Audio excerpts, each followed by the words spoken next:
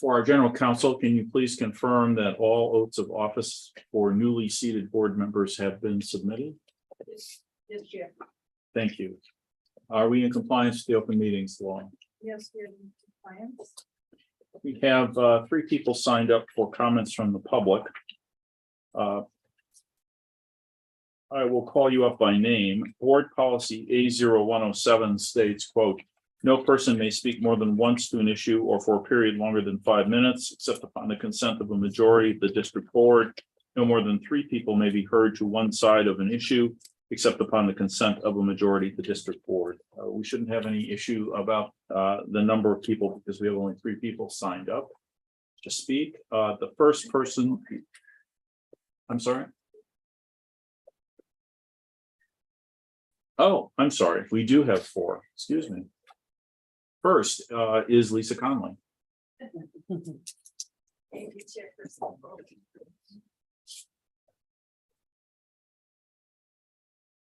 Welcome. Welcome. Congratulations on being elected chair.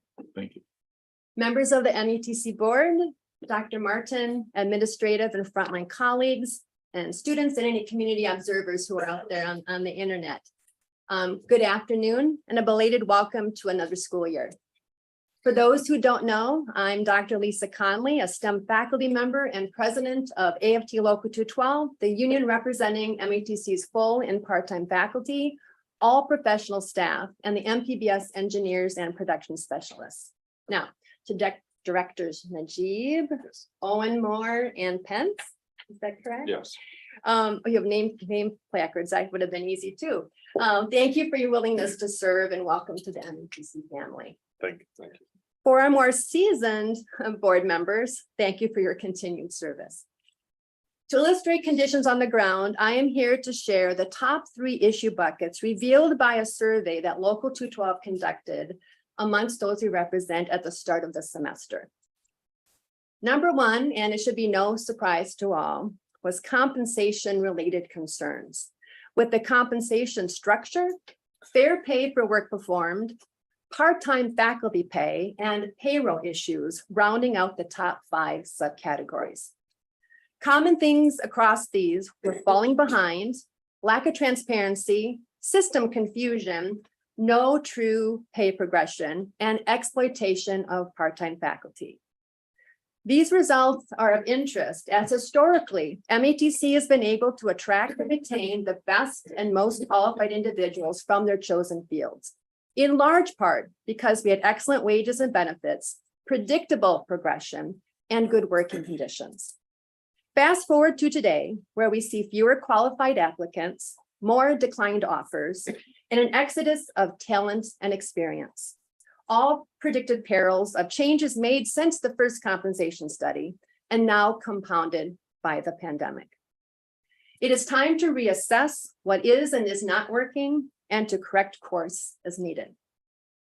Coming in at number 2 was a lack of administrative accountability, with responses received including, how can we place trust in people and decisions that are revoked, ignored, and changed? Hold people to their word. Goodness knows, we are held accountable. And we are doing all we have to over and over again to prove that we deserve to have our jobs. Yet, I don't see the same scrutiny applied to administration. Other comments centered around admins failing to take responsibility for an issue, handbook language violations, and failed ownership of errors, lack of transparency, and unilateral process changes, sometimes these applying to HR. And in third place was the erosion of collaboration and shared governance, where one respondent stated, administrators with the power to make change clearly do not understand situations and have demonstrated time and again an unwillingness to listen or ask questions in order to gain that understanding, and others echoing that frontline voice is not regularly sought or incorporated into decision-making, that bringing something as a heads up is not true and effective collaboration, and that seeking input and ignoring it does not cut it. Questions were also received asking, whatever happened to collaborative decision-making in MATC, as it seems that many things are happening without much input from anyone. These are valid concerns, as those we represent best know students and are in the best position to give guidance on how to both meet the needs of those we serve and to allow MATC to realize its greatness. We must have a seat at the table early and often and a real voice that is not just heard, but listened to. If MATC is to best serve students and navigate these murky waters of the post-pandemic reality in which we find ourselves. And finally, please keep in mind that survey respondents are well-educated, highly trained, dedicated professionals with vast levels of professional experience and intellectual capital, who repeatedly gave their all to the college and to get our students through rounds of college restructuring, new initiatives, a worldwide pandemic, and currently for faculty rebuilding courses in the famous Ultra. They are, however, only human and as such have only so much fuel in the tank. The resulting exhaustion taken with concerns like those I've shared is having a significant negative effect on morale, as illustrated aptly by one colleague who stated, "I have not experienced such despair, frustration, and bewilderment as I am now. These feelings are running rampant across the college, regardless of position, role, or department. I am fearful that the flame will die out soon if dramatic, effective action is not taken soon." The administration has been alerted to these concerns and Local 212's willingness to help address them, and we look forward to further discussions with our new EVP, Dr. King, in the near future. And I hope that you find the picture just shared useful as the board moves forward with its work this year. Thank you for your time, your service, and consideration of my remarks. Thank you. Thank you. Next is Jay, and I apologize, I'm not sure how to pronounce it. Kinshi. Could we switch actually? Are you Mr. Schlon? That's fine with me. It's all right with Mr. Kinshi.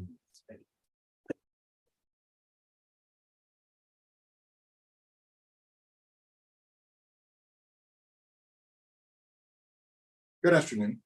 My name is Dwayne Schlond. I am the Executive Vice President for Local 212, and I'm here today to talk to you about lead faculty.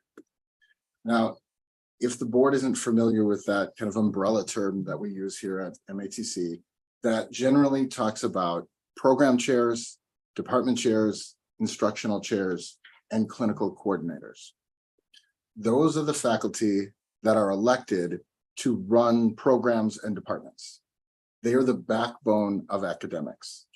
They coordinate the programs, they work with curriculum to make sure the curriculum for all these programs and departments run smoothly for students. They attend state-aligned curriculum meetings. They maintain all the quality assurance within the programs and departments. They're the connection to industry because they're the professionals within their field. So they are the connection to all the businesses, employers, and hospitals in the community. And they maintain all the external standards, accreditation being one of them. So not only is this a best practice at all colleges and universities, but lead faculty in many cases are essential and required to the point where programs cannot run without these individuals. This is a separate job duty at MATC.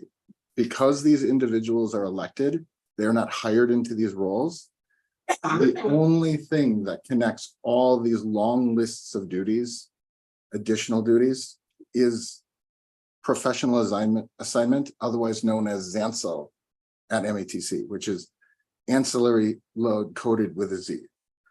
So that's how these leaders are connected to the college, to this role. It's only through that.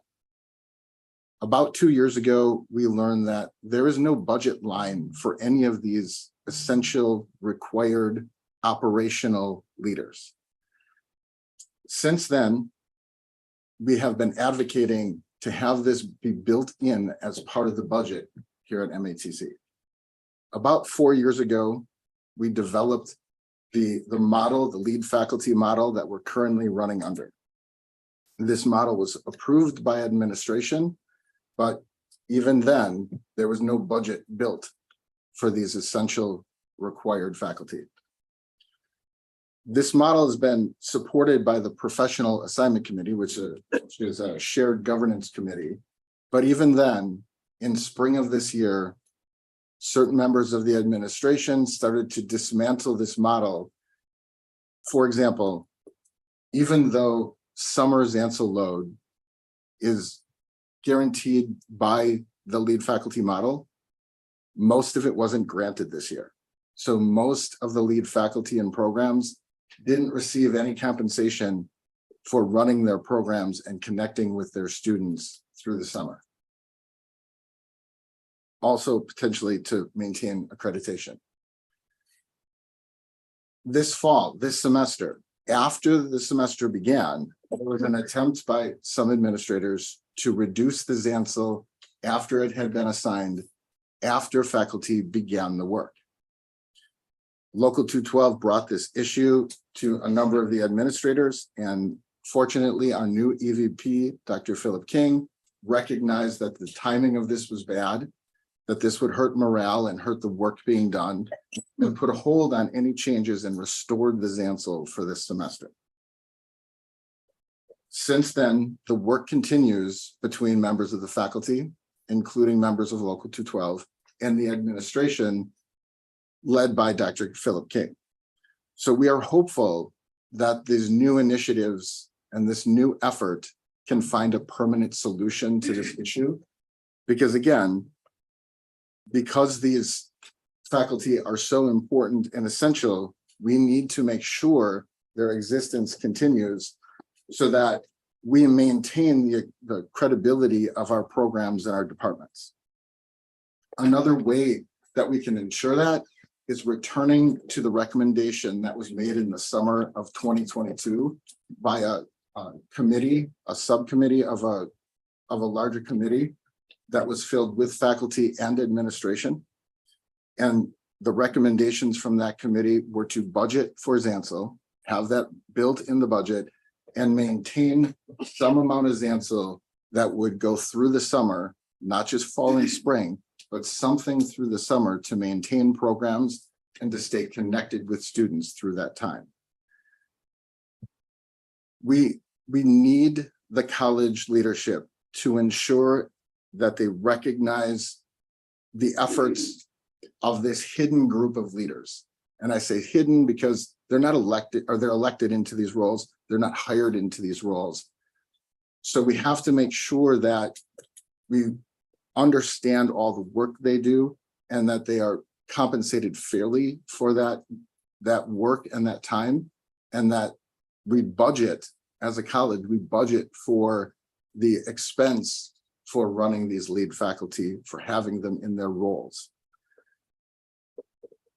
While this work continues, again, I'm hopeful that we will be able to find a permanent solution. So this is more of telling the board that this is happening, who these people are within the organization, and all the work they do. And I will be back at future board meetings to give updates on where we are with this. And hopefully I'll be able to bring some good news that we've been able to solve this issue. But until then, please know that lead faculty are the backbone of academics within this institution, and we cannot run programs without them. Thank you for your time. Thank you. Thank you for your comments. Next is Jay Kinchy.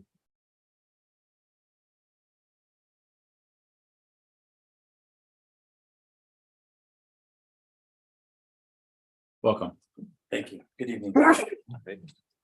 Ladies and gentlemen of the board, Dr. Martin, other administrators and colleagues, I'd like to introduce myself. My name is Jay Kinchy. I'm a doctor of chiropractic and a full-time faculty here at MATC in biological sciences. I teach anatomy and physiology. I've also served on the peer support team, and I'm currently working in the CTE as a faculty development coach.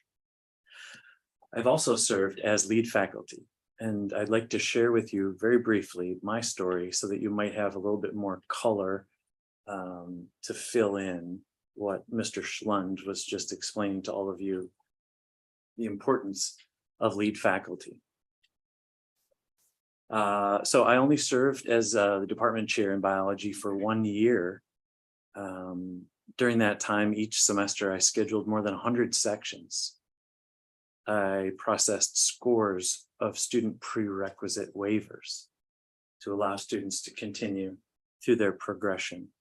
I helped to plan, run, and report on department meetings and served on many committees, including M-Cubed, dual enrollment, the Howard Hughes Medical Institute grant, and monthly ed assistant meetings. As Mr. Schlund was just explaining, department chairs are lead faculty, are also very important contact points for students to provide important feedback to the department dealing with student complaints. And of course, lead faculty are critical liaisons between the department and the dean. During that time, I cataloged my hours and regularly spent between 20 and 30 hours a week just on that small, air quotes, small part of my job. Serving as a full-time faculty, of course, I was teaching 3 classes. And in order to gain an overload position, I had the opportunity to either pick up an additional class or serve as this role in the department chair. And after 1 year, I have to tell you, it was untenable. So working that much for so little pay, it no longer made financial sense. And I stepped down as department chair and worked full-time as a teacher and as an overload, pick up an overload class instead of teaching, working as the department chair. So I'm here to urge the board and administration to value the critically important work that lead faculty do and to fairly compensate these leaders for their work. As Mr. Schlund was just saying, many lead faculty, to my knowledge, all lead faculty worked for no pay at all this past summer. Literally weeks of planning, scheduling for no pay at all. My concern is that other talented faculty will pass up this leadership opportunity, instead just picking up extra classes, saving the headaches. My concerns are a little bit larger as well. You might all know that the Zansil situation right now is a hot mess. I'm not sure how else to say it.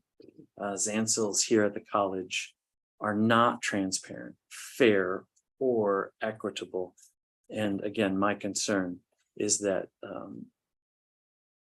unless things are improved, that fewer and fewer faculty will step up into the lead faculty role. And as Mr. Schlund was saying, it really is critically important work. And so I urge you to value and fairly compensate lead faculty for the important work that they do. Thank you. Thank you. Thank you for your comments. Last on the comments from the public list is Tracy Bellisbury.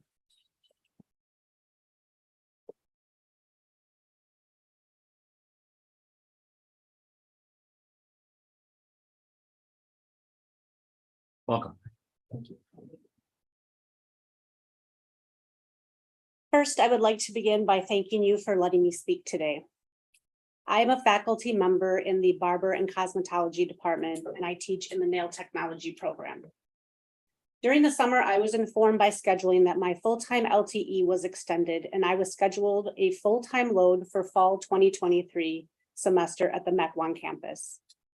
The courses showed in self-service and eventually on Blackboard. I was teaching during the summer, completing one of my FQAS required courses, and prepping for my fall semester.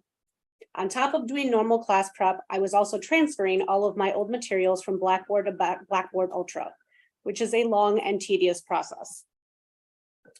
On June 13th, I contacted HR to confirm that my full-time LTE status was extended officially and that I would need written documentation. I was told that the requisition was submitted and that it still needed approval, and was told I would be here from them in 3 weeks. On July 31st, I contacted HR again because I had not heard anything. I was told that the full-time LTE requisition was denied due to a budgeting concern, and I was to contact lead faculty and the dean. I sent an email asking for clarification from lead faculty and the dean, and this was the response I received from the dean. After taking a look at the enrollment numbers, at this time, we will not be extending the LTE position. There are only 4 students registered in the class, and it does not justify an LTE position.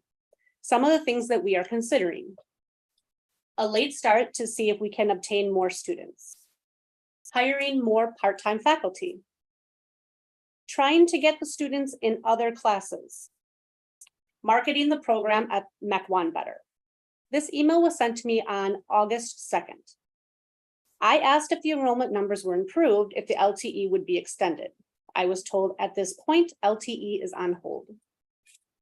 On August 10th, I received a spreadsheet from the program coordinator of the Nail Technology Department that was given to her from the admissions team.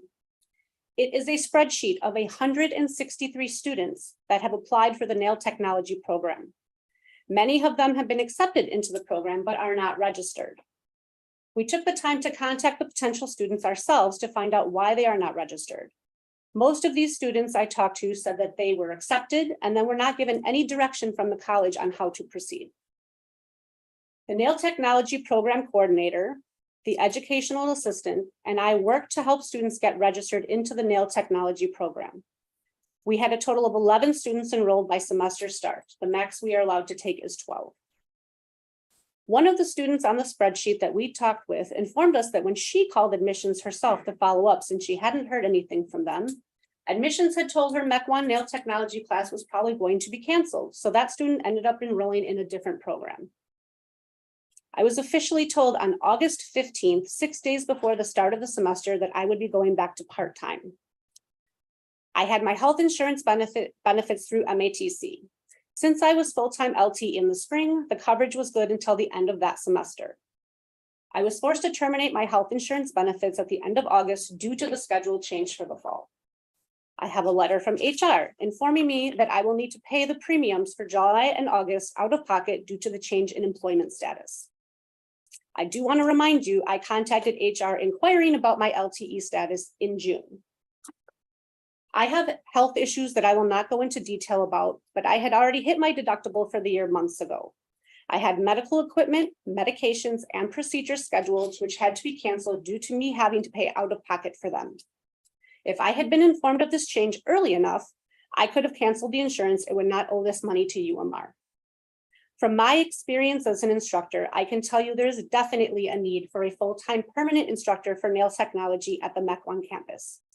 We should also have evening courses during the semester because clearly there are students who want to take this course. Last week, we requested a meeting with Dr. Mohammed Dakwar and Dr. Philip King to discuss this and are waiting for a date and time. Meanwhile, we want you, the board, to be aware. Assignment cancellations such as mine cause financial harm and chaos for employees. If students are finding that their enrollment in our program is not being processed in a timely manner, that undermines our efforts to increase student enrollment, and they go elsewhere for their studies. Thank you for your time. Thank you. Thank you. That concludes our public comments. I want to thank you again for addressing the board and sharing your concerns. The board will not be responding to any matter in adherence to the state of Wisconsin open meetings law, which prevents a government body from discussing any specific item that was not publicly noticed on the agenda. Next on the agenda is approval of the minutes. May I have a motion for approval of the minutes for the regular board meeting of August 22nd, 2023? So moved. Is there a second? Second. We have a motion from Dr. Najib and a second from Director Pence. Any questions, comments, or discussion? I should likely abstain since I was not here then. We'll talk about abstentions later, but I think that's an appropriate one. All right, there being no comments, we have a motion and a second. All those in favor of approving the board meetings as submitted, say aye. Aye. Any opposed? Any abstentions? Yes. The motion passes. Next is approval of the consent agenda items. As we have begun in the last year or two, I will ask for a motion for approval of all the consent agenda items in a second, and then we will ask for comments or discussion on each subgroup as a matter of efficiency. So is there a motion for approval of the consent agenda items? I'll move approval of the consent agenda. We have a motion from Director Baker. Is there a second? Second. A second from Director Mendieta Ramos. Are there any comments, questions, or discussion about the first subcategory, which is the August 2023 bills? There being none, are there any comments, questions, or discussion about the financial report dated August 2023? There being none, are there any comments, questions, or discussions concerning the human resources report? I'm sorry, Director Baker. Yeah, no, that's That's what you're raising your hand about. Right. Go ahead. Right, so I have a question on the chart that we were given in the HR report on the new hire metrics, September 2023.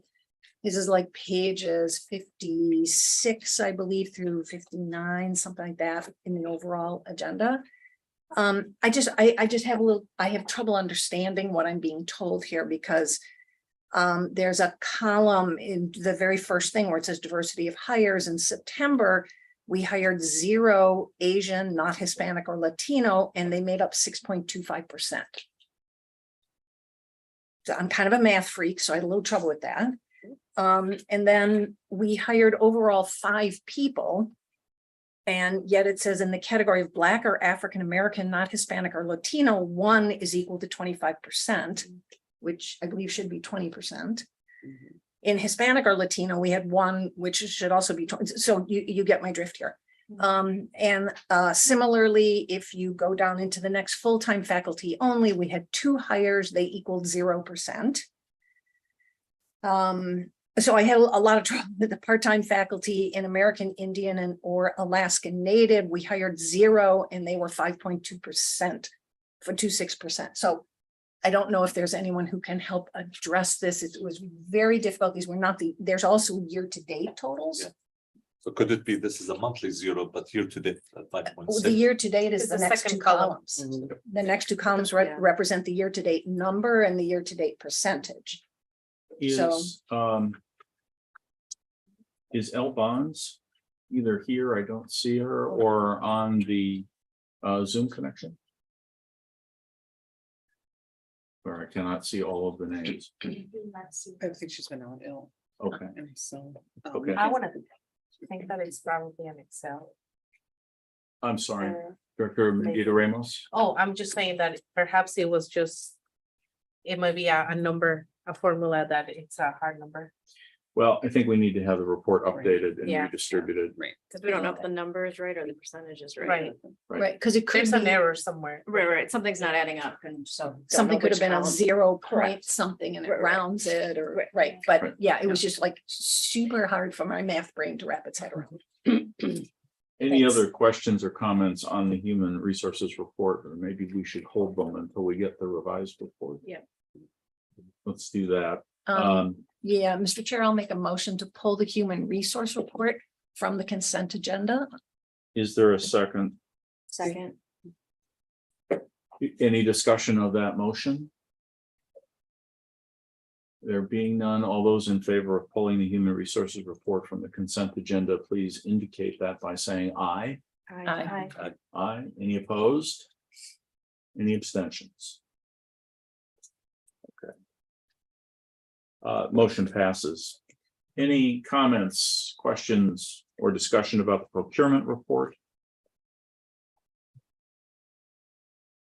There being none, are there any comments, questions, or discussion about the construction report?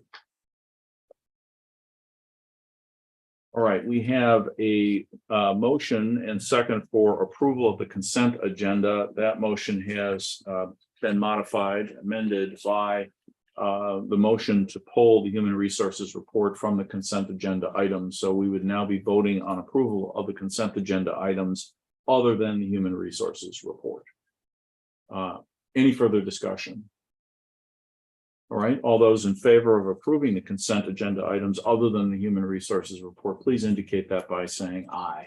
Aye. Any opposed? Thank you.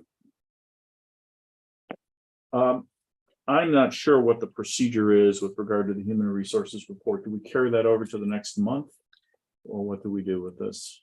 Well, you're approving some of the hires that are on there, so it would be better if we could just get the report and have a time where people can vote on it.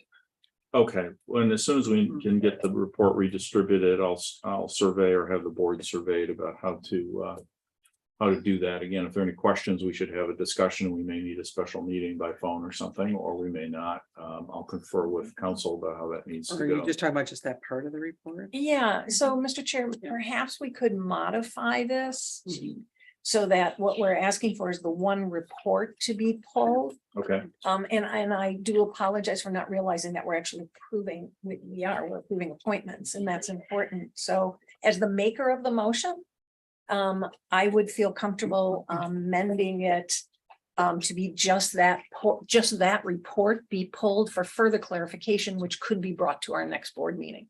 Would that be okay with this, Yes, my just second? the metrics piece of it and move forward with the actual. with the approval, the actual. Correct, hiring. yes. And you seconded, right? I do, Yeah, yeah, so I the- still second it.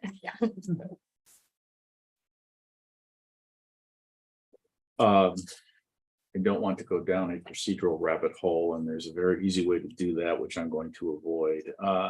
I think we need a motion to reconsider the approval, and that has to be made by somebody who voted for it, which is everybody. So is there a motion to reconsider the removal of the human or the decision not to approve the human resources report as a consent agenda item?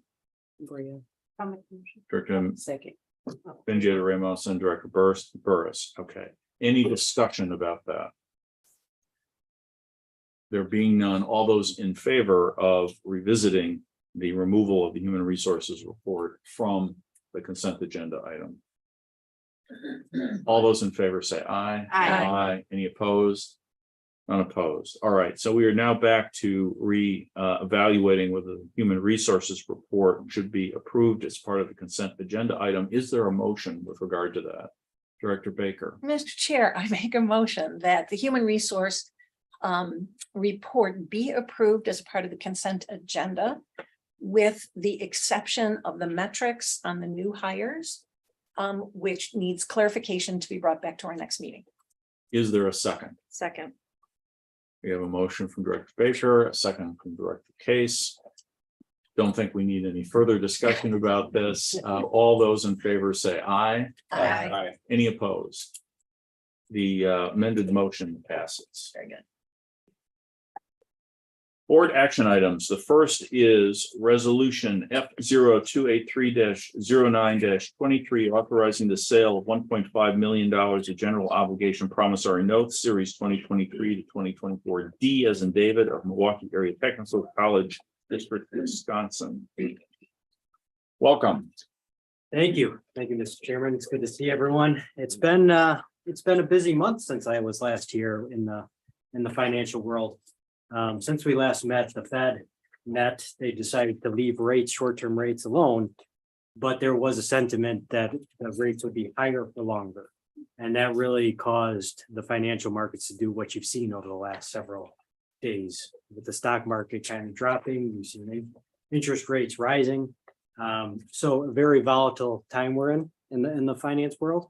But with all that being said, municipal interest rates continue to be very attractive, and that's why what I'll go through today, you'll see that the interest rate is much lower than what you'll see on, say, a mortgage or something like that. So if you go through the presentation on page 2, we went out for bid this morning for the issuance of $1,500,000 series 2023-2024 D. We received 2 bids, with the low bid being TD Securities at 3.9879%. So like I said, a little bit higher than what you've seen in the past, but we're kind of in a time where interest rates are pretty volatile, and the expectation is that they may be a little bit higher for a little bit longer. So if we look at page 3, this is just an issuance summary here. So again, general obligation promissory notes, series D, amount of $1,500,000. It's going to close mean, that's when you're gonna receive the funds October 12th of 2023. It's a 5-year financing with maturities June 1, 2025 through 2028. First interest being June 1, 2024, non-callable. The Moody's affirmed the college's AA1 bond credit rating, which is always good news for the college. Allows you to borrow at these lower interest rates. And the final interest rate, again, 3.98% by TD Securities. The following page, a lot of numbers on this page, which you've seen, every time we're here. But this is something that we work on with Jeff and his team, looking at the finances and ultimately laying out not only this issuance, but prior issuances and future issuances. Building out more of a longer term plan. So this kind of models in everything that we see coming down the pipeline. And then the last several pages in the report is the Moody's rating report, which if you looked at last report to this report, not much has changed at all. It continues to highlight why the college receives the AA1 bond credit rating, which is good. So with that, I entertain any questions. Well, before we entertain questions, I need a motion to approve the resolution. Is there a motion to approve resolution F0283-09-23? I move approval. Director Burris moves approval. Is there a second? Second. Director Case has seconded. Are there any questions or any discussion about this resolution?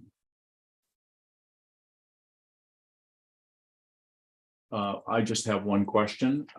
Is there any change in the Moody's analysis of our creditworthiness? No, I mean, when I looked at the prior report to this, there really is no change. When you look at the rating upgrades or things that could lead to an upgrade versus the potentials for downgrades, basically the same type of language that's in there from the prior report. So, Any other questions, comments, or discussion? There being none, we should take a roll call vote. Oh, I'm sorry. Is there, Director Pence. are we seeing less interest in bidding on this? I thought that last time we had, there was more bidders. that's an excellent question because when we were out for the last bid, that was a much larger issuance, 27 million. Attracts a lot more people, more eyes looking at it when they're deciding where do they want to spend their time and, evaluate and submit a bid. 27 million is definitely more attractive than smaller $1.5 million financing. Good Thank you. question. Any other questions, comments, discussion? There being none, we have a motion by Director Burris and a second by Director Case. Would you please take a roll call vote?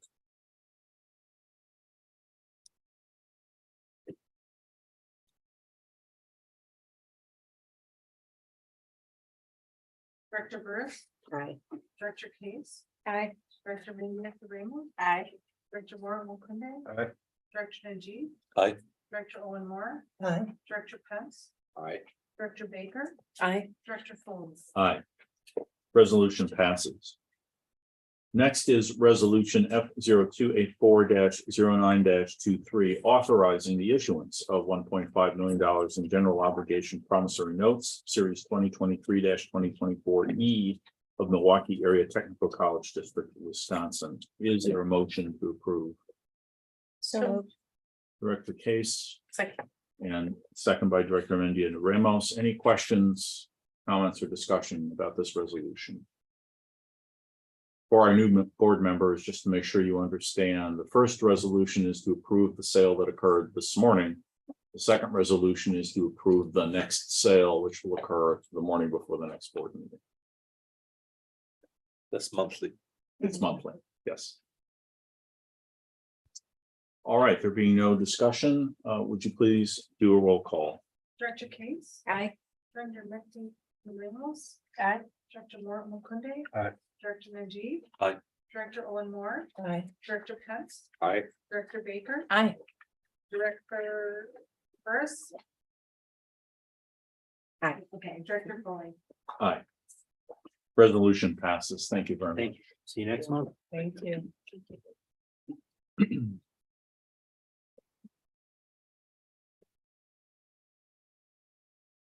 The next agenda item is approval of the presidential evaluation instrument pursuant to board policy A0204. Yeah, this is an action item. So is there a motion to approve the evaluation instrument? Rick Burris moves to approve. Is there a second? A second.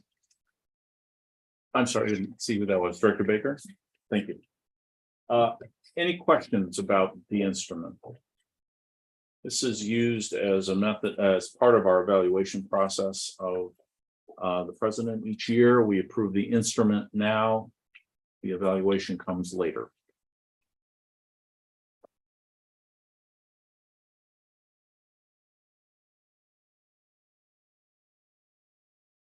Any questions, comments, discussion? All right, we have a motion by, I forgot who made the motion. Director Burr. Director Burris, thank you. I'm sorry. And the second by Director Baker. Would all those in favor say aye? Aye. Any opposed? There being none, the resolution passes. Next agenda item is monthly reports. We will begin with the chairman's report. First, I want to make a warm welcome to our latest board member, Dr. Tina Owen Moore. She assumes the seat reserved for superintendent, succeeding Dr. Lisa Olson on the board. Dr. Owen Moore currently holds the position of superintendent for the Cudahy school system. We are thrilled to have you here. Thank you. Next, at your seat, you will find a schedule for the annual Wisconsin Technical College Legal Issues Conference. It's held at the Waukesha County Technical College at the Pewaukee campus at 800 Main Street in the Anderson Center. Board members are encouraged to attend. I know you probably do not consider legal issues to be your favorite bedtime reading, but they do affect a lot of what we do here at the college and on the board. And I have been to this presentation nearly all of the 9 years I've been on the board. And I find it, even as a lawyer who practices in other areas, to be very useful and very informative. Please let Beth know if you plan to attend. You have to be registered in advance.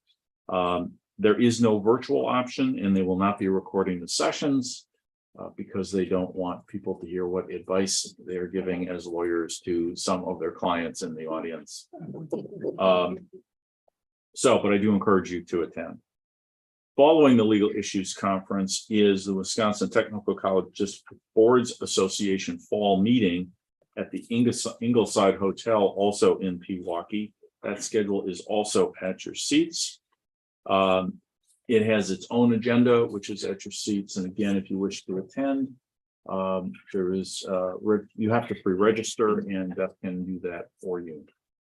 I have, I think, made it abundantly clear that I hope that you will all attend at least one meeting of the District Boards Association in this current year. And they're only quarterly, and it's local. So this would be a really good time to do that. Next is the president's report. Well, good evening. Thank you. Chair Foley and members of the board and faculty staff, and if there is anybody from the community or students listening. On Saturday, August 26th, during a Mexican Fiesta, LULAC 333, and that is the League of United Latin American Citizens, the Milwaukee Brewers, and the MATC Foundation jointly awarded scholarships to a record-breaking 57 MATC students. Back in 2014, LULAC, along with several Hispanic Latino players from the Milwaukee Brewers, initiated the scholarship program, which transformed the lives of over 200 students since its inception by providing nearly $150,000 in financial support. This year, in a tribute to the late Dr. Arturo Martinez, a dedicated community advocate and MATC Associate Dean who passed away in 2022, the scholarship was renamed in his honor for Dr. Martinez. He was instrumental in launching this program for students. On September 15th, I had the privilege of attending a Brewers game with our scholarship recipients and witnessed 3 of them throwing out the ceremonial first pitch. They were nervous, they were excited. It was really a great moment for them and for all the fans who cheered them on. And I want to thank Annette Velez for her help in coordinating these events. In honor of Hispanic Heritage Month, the Crate Gallery, which is one floor below here in this building, hosted a special exhibit featuring our artist and MATC alum, David J. Perez III. I had the pleasure of welcoming David and his family to the gallery opening last Thursday, where his children's work was also on display. His metal sculpture, which many of you may have seen outside of our T building, was installed in June. This sculpture shows intertwined hands making the 4 letters that spell MATC in American Sign Language. David's story is really inspirational and speaks to our mission. David studied architectural drafting and commercial art at what was then Milwaukee Trade and Tech, which now is Bradley Tech, and he graduated in 2000 on his father's advice, and with money that his mother took out of her savings, he enrolled in welding classes here at MATC. These skills learned led him to a job at the city of Milwaukee as an iron worker by day and passionate artist by night. He spoke very eloquently about what it took to put together that particular sculpture, talked about how he at some points almost gave up hope, thought about giving our money back to us for the sculpture. He talked about endurance, resilience, about being a role model for his children. He also talked about interesting, and I didn't notice it, but he said there's several mistakes in that sculpture. And he said, that's what makes it art. And that's what he taught his children about. So I really want to thank Mike City, the dean, who is here today of the Create Pathway, Julie Ashlaw, and others who helped make this event possible. On August 28th, the first M-Cubed Employer Appreciation Breakfast was held right upstairs in M605. More than 200 regional businesses and industries were honored. Those businesses were recognized for supporting M-Cubed efforts on internships, job fairs, sharing career information with students, and connecting what they learn in class with the skills that they need to succeed in the workplace. At the breakfast, We Energies won the first M-Cubed Paving the Way Award, recognizing the company's efforts to nurture young talent by providing high school internships, encouraging students to attend college, and providing well-paying family-sustaining careers. Thanks to Tony Televia, Jenny McGilligan, and their teams for coordinating this event. The evaluation of our Guided Pathways initiative really suggested that there was a better cross-collaboration if enrollment and retention pillars are consolidated under a unified leadership. We thought that it would work with 2, but then we found that there was a lot more coordination that wasn't happening, a lot more communication was not occurring. So starting on October 2nd, our own Dr. Eva Martina Paulus will serve as the interim vice president of enrollment and retention. Many of you know her from presenting our DEI initiatives and what is going on there. She's done that for the past 2 years. We're really happy that she's taken on this interim role so that we can really look at all our systems and student services and really keep improving those and helping our students to be successful. The college will now begin an internal process for that interim vice president of diversity, equity, and inclusion. And finally, I want to share that one of our graduates who won the President's Award, Namja Abdi, she was able to come to the HERA, which is the Higher Education Regional Alliance, made up of all of the 2- and 4-year chancellors and presidents, as well as community leaders, business leaders. She was able to speak about her experience here at MATC and then transferring to UWM. She said, which is really great, she was in the web design program, that all of her courses did transfer to UW Milwaukee, that she had taken all of the courses here virtually, but when she went to UWM, she had to take everything in person, working on her bachelor's degree on computer science. And she said it was a warm, welcoming environment. The faculty were thrilled to have her there. A lot of her friends from here also graduated and attended UW Milwaukee, so she felt very much at home. Of course, Chancellor Moni was very thrilled to hear that, as well as a lot of questions from the other chancellors about the importance of really seeking out and reaching out to the 2-year colleges for students who are interested in transferring. And that concludes my report. Any questions regarding the program? All right, seeing none, our next agenda item is the diversity, equity, and inclusion report. Ava Martinez Paulus is on Zoom or whatever technology we're using tonight. Please go ahead. Yes, good evening, Chair Foley and members of the district board. I would like to introduce my colleague, Mr. Dan McColgan, a Director of Labor Relations in the Human Resources Department, who will be presenting to you the affirmative action report today. Thank you. Thank you and welcome. Go Good ahead. evening, everybody, and thank you for having us here this evening. My name is Dan McColgan. I'm Director of Labor Relations at the college, and I'm here to give the annual update on the affirmative action plan. And a little bit of background, I guess, for the new board members. The Department of Education and the Office of Civil Rights, there's a legal requirement that we have an affirmative action plan. It is overseen by the Wisconsin Technical College System. So the DOE, the Department of Education, delegates that to the WTCS. So we are working on a 5-year plan right now that started in June of 2019. It ends in June of 2024. So we will be starting probably pretty soon here, working on a new 5-year plan that'll kick in on July 1st of 2024. But some of the most critical components of the plan are to kind of balance the employment of our faculty and staff in terms of representation to match the availability of race, gender, and disability status with the general population in the area. So we look at the percentages of the employees at MATC, and then we get data from the state, the WTCS, that gives us the population percentages for each of those race and ethnic and disability categories. And if there's a plus, that's a good thing. If there's a minus, there's a deficit, and we have an affirmative obligation to take proactive steps to try and correct that difference. And then on the student side, we kind of do the same thing. We try and match our student population with the minority representation in the community we serve. And that the community we serve obviously is Greater Milwaukee, not only here, but West Allis, Mequon, and Oak Creek. And so we get census data every year with those updated numbers, and we try and match our employment population and our student population with the district numbers that we represent. So next slide, please. So this first slide here gives you a comparison of where we were at the start of this 5-year plan and where we were at the end of the fiscal year that ended June 30th. And for purposes of the affirmative action plan, we track full-time positions. So you can see in the first column there, it's got the category, and then we compare 2019 versus 2023.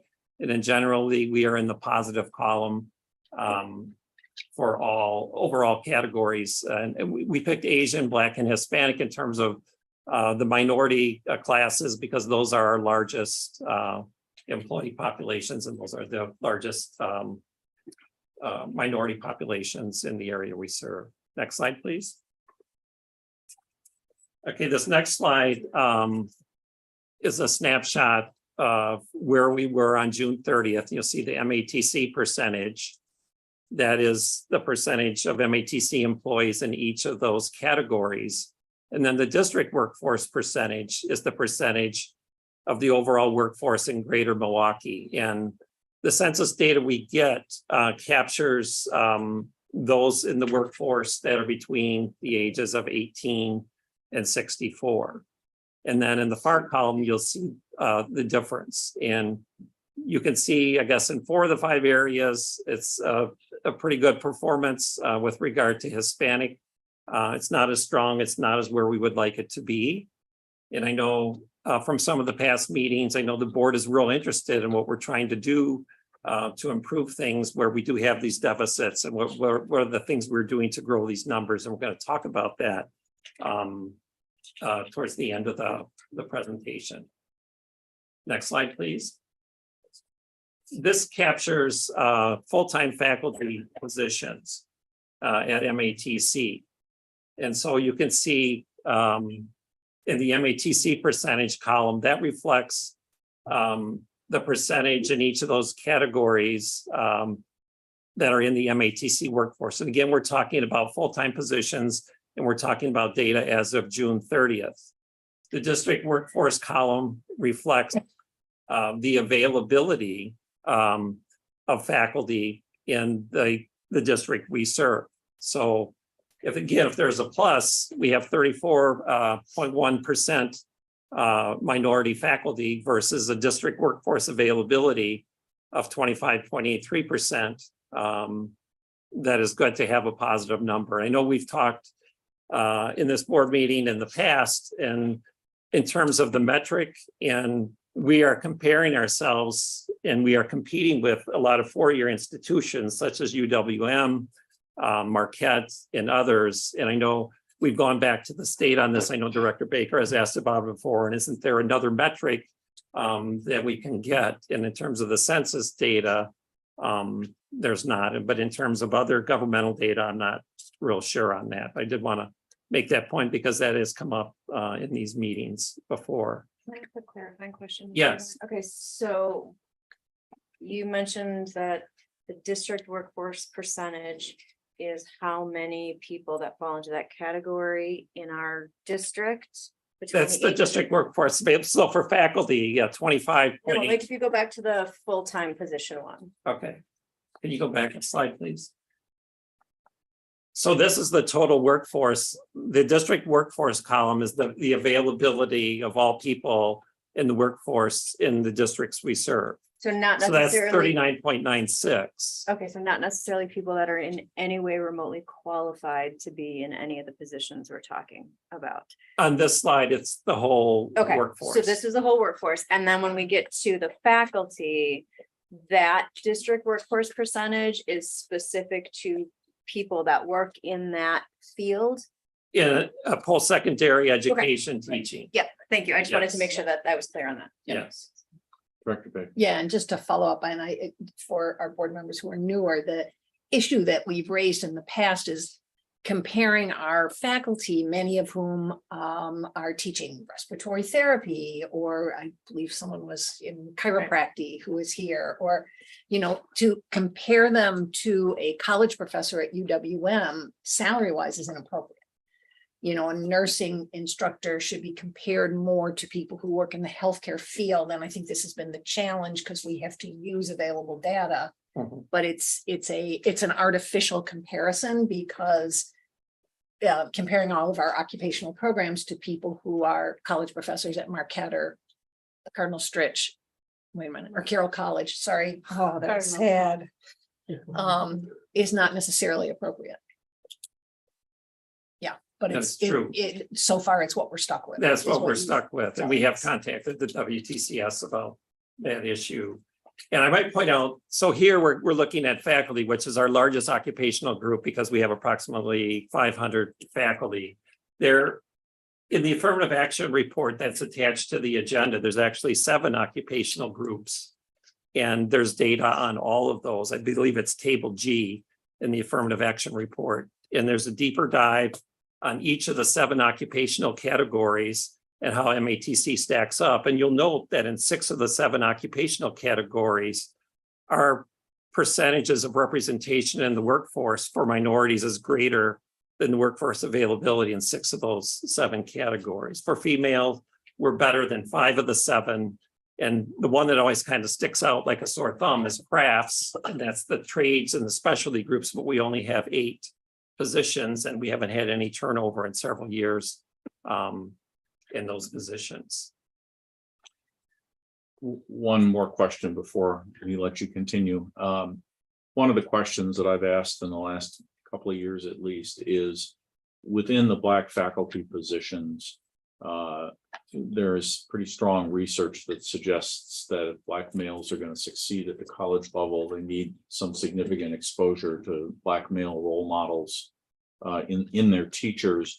And we haven't really had any data about that in the past. Have we succeeded in getting some data? About Yes, I have a couple of numbers, I guess, in terms of MATC representation. And when we compared the current or the fiscal year that ended June 30th of 2023, we were at 5.42%.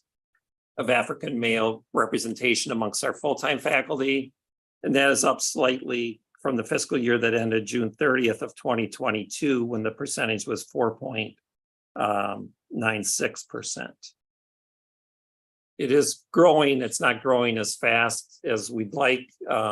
We are working with our talent acquisition team and trying to identify other avenues to source candidates. And I'll talk about a few of those initiatives towards the end of the presentation. But I know when you brought it up, we start pulling that number every year now to see where it's at. And we haven't been able to identify, but it'd probably be good to identify, is there a benchmark?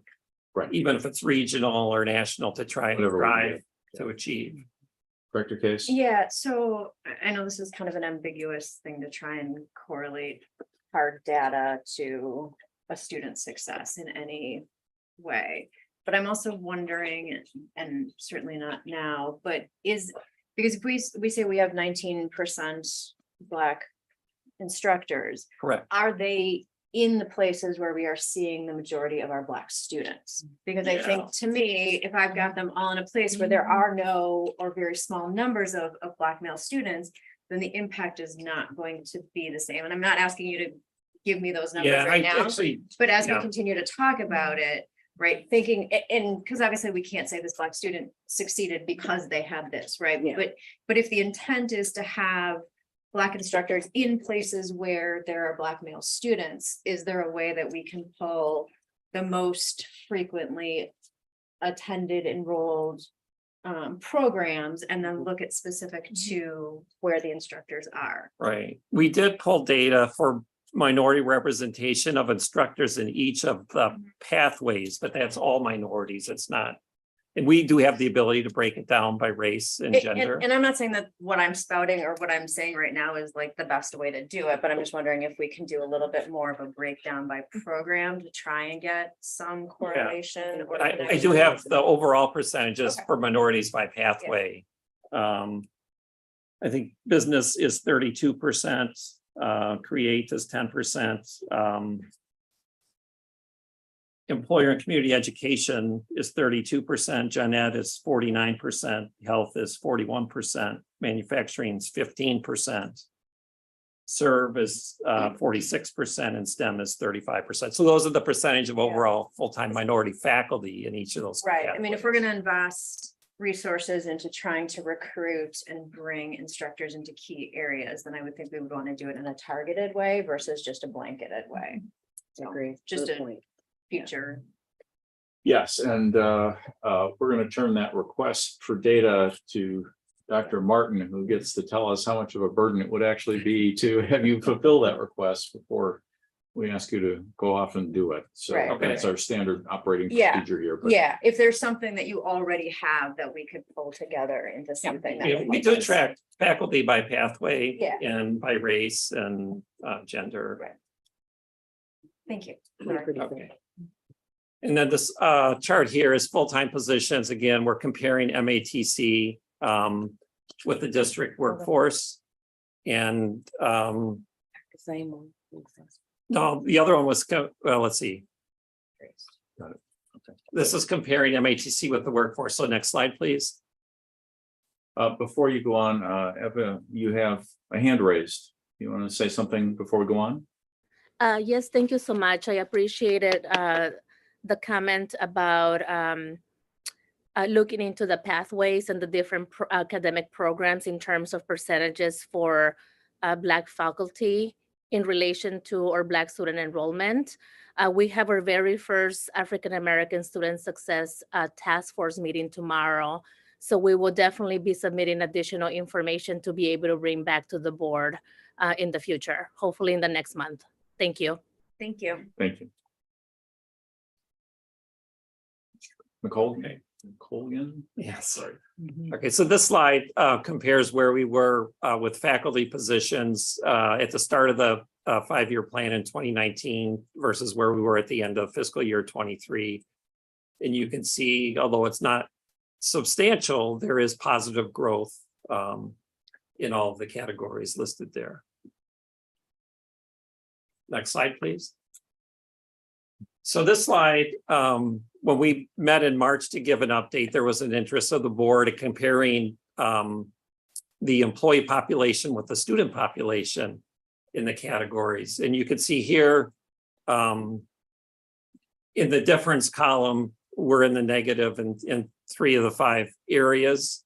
So there's some work to do there. I know it is not part of, I think, the DOE WTCS requirements that these be in the positive, but I think it's good to look at this and monitor it and try and move these numbers in a positive direction. So you can see how the employees versus the student population numbers and then the differences. Director Baker. Yeah, well, just based on the conversation we just had, in many ways, these are much more meaningful numbers to us than the comparison of our faculty to workforce that they may or may Yep. not be actually appropriate to compare them to. Where this is about who is facing our students, Right. you know, in a variety of programs. And I know it's huge with Dr. Martin, because I know being a majority minority institution, there are several metrics on the scorecard, institutional scorecard. I think that get at some of these. We're going to go through some numbers about overall workforce, not just full-time, but full-time and part-time employees, and some pretty aggressive goals to try and grow those percentages by 2% a year. But let me just ask a question here before we go on. There's something about these numbers that does not make sense to me, and that is simply, why don't the negative numbers in the subcategories add up to the negative number for the entire minority category? Are we what is not included here? So that's, 8.55 versus 10.27. You see what I'm saying? Well, a female could be minority and female. Okay. Didn't know we still counted women as minorities, given that they're a majority of the population. Yeah, so you can be in more than Oh, one yeah, column. But I could be a black female. I mean, Right. obviously I'm not, but Got it. Some so people then you are would be yeah. present in 2. correct. Okay. But, all right, so, So I don't think it's a total column. got it. Okay, Does that make sense? questions over here, Dr. Nucci. The slide before, I'm trying to just understand it. That positive. Can you go back difference- one, Beth, please? Back one. Okay. So it's positive differences. So are these increase in the number of the enrollees, or this is like changing between the categories? So one category becoming less and the other category becoming more. In some of the different occupational categories. Yeah. Yeah. But again, table G is a more detailed look on the individual categories. And then you can see though, the overall percentages are increasing. And our number of employment's been, full-time employment's been relatively the same for a number of years. We kind of gravitate between around 1190 and 1230 full-time employees. So there's not significant shifts in reductions or additions to our full-time workforce for several years. Got it. Other questions? So does the declining enrollment kind of impact those percentages then? Is that what That's you're what getting I'm at? thinking. Yeah. Oh, That's what I'm. Like, do we have less students in some of those groups, and therefore it looks like we have an increase in staff in some of those groups? well, the staff though is the number Over. overall for staff. Now, the student numbers, when you're comparing employment level with student numbers, It would be helpful if you know that the total number of each category too. So we know if it's really the total number increasing or just shifting the number between the categories. and we can get that data. We have shown in the past, we tried to streamline it a little bit, but we can get the overall numbers, yes.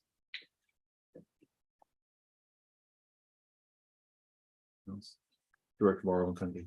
Thank you, Mr. Chair. I'm wondering, for our full-time faculty positions, if we know the percentage of those who are hired from within the department?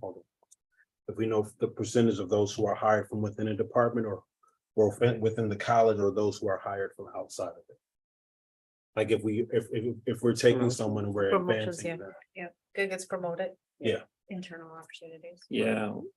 We don't track it, but it might be something we could start tracking through talent acquisition. I think primarily what you would be talking about if somebody advances from part-time status to full-time status within the same pathway or division. Yeah, and how often did that happen? Right, and we've had this conversation before also because it's real, then it becomes really critical when we're looking at our hiring numbers in part-time. Because that part-time workforce becomes a career ladder for people to be able to move into the district. And we have not always had the outcomes that we want in the part-time hiring. So that we're creating that pool to hire into the full-time position. So it becomes very important. Appreciate your comment. One point of clarification, you'll see under the Hispanic column, the students in the number of 17.2%. You'll note, and you'll probably, I think you'll hear a different number tonight from Sarah Adams, but we are not measuring the same thing. With this number, the 17.2% reflects is the number of students overall enrolled in a degree seeking program.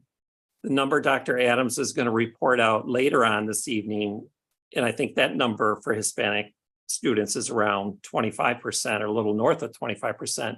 That's all students, regardless of whether they're seeking a degree or not seeking a degree.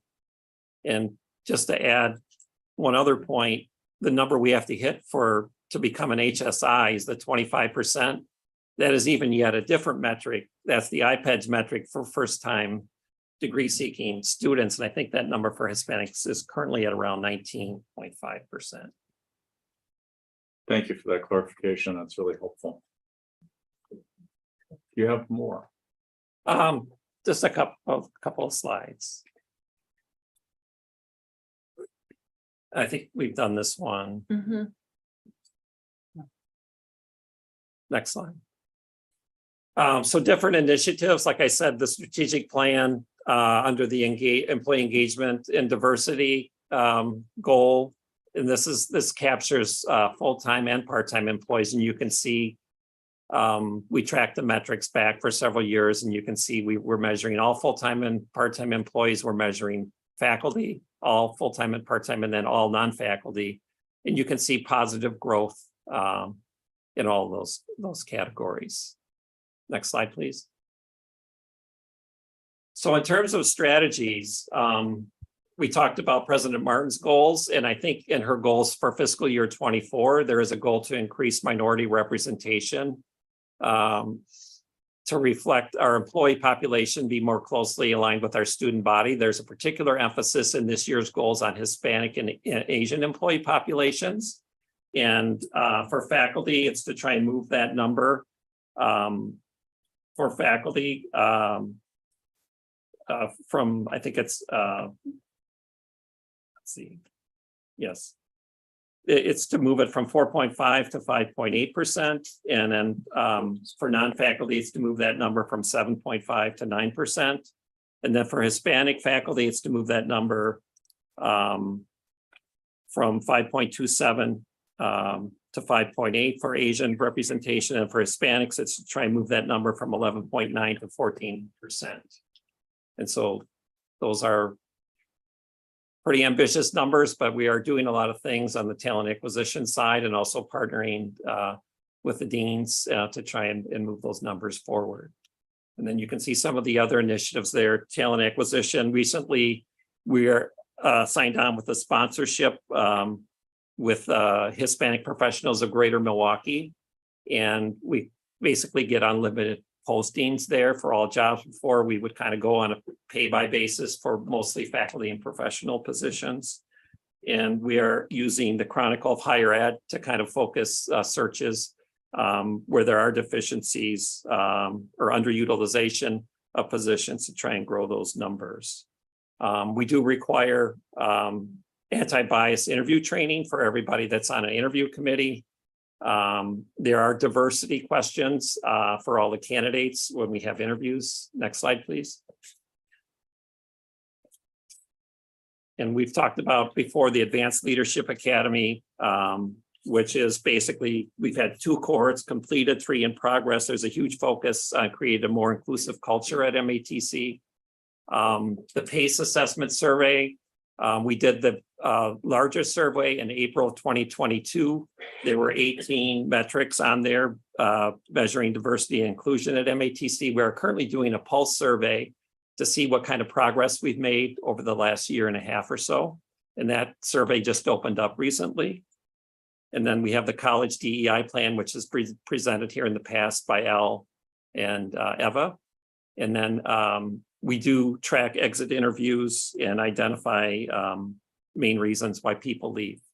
Director Burris, do you have a question? Yes, for the Advanced Leadership Academy, can you state how individuals are selected to participate in the cohorts? Yes, the first 2 cohorts, one, I believe, was at the president's cabinet. It's kind of working down from the highest levels of the organization to the lower levels of management. And then there would be some plans to try and grow that and have faculty participate. There's been some talk about that and going forward, but the first 2 cohorts were like the president's cabinet, deans, directors, and those types. And now with the second level, it's like at the managerial level. And so there's no, other than kind of working from top down, that's the general way that people are assigned to go. And it will be required, I believe, for all managerial employees at the college. I think that was going to be my second question was like, is it required or is there a selection for certain individuals to do, or can anybody say sign up once it, starts to seek down? Will anybody be able to? Yeah, long term, I'm not sure as how widely it will be expanded, but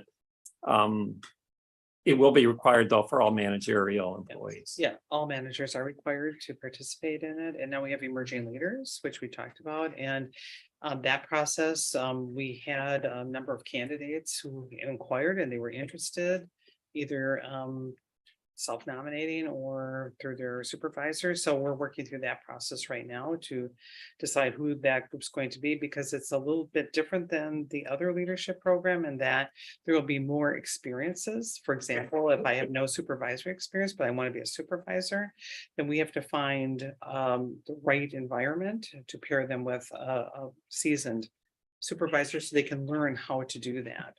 And so there's a lot more practicum, so to speak, into that particular curriculum. So it's a very different sort of program than the other leadership academy. But so for for emerging leaders, it's more of like anybody can like kind of opt into.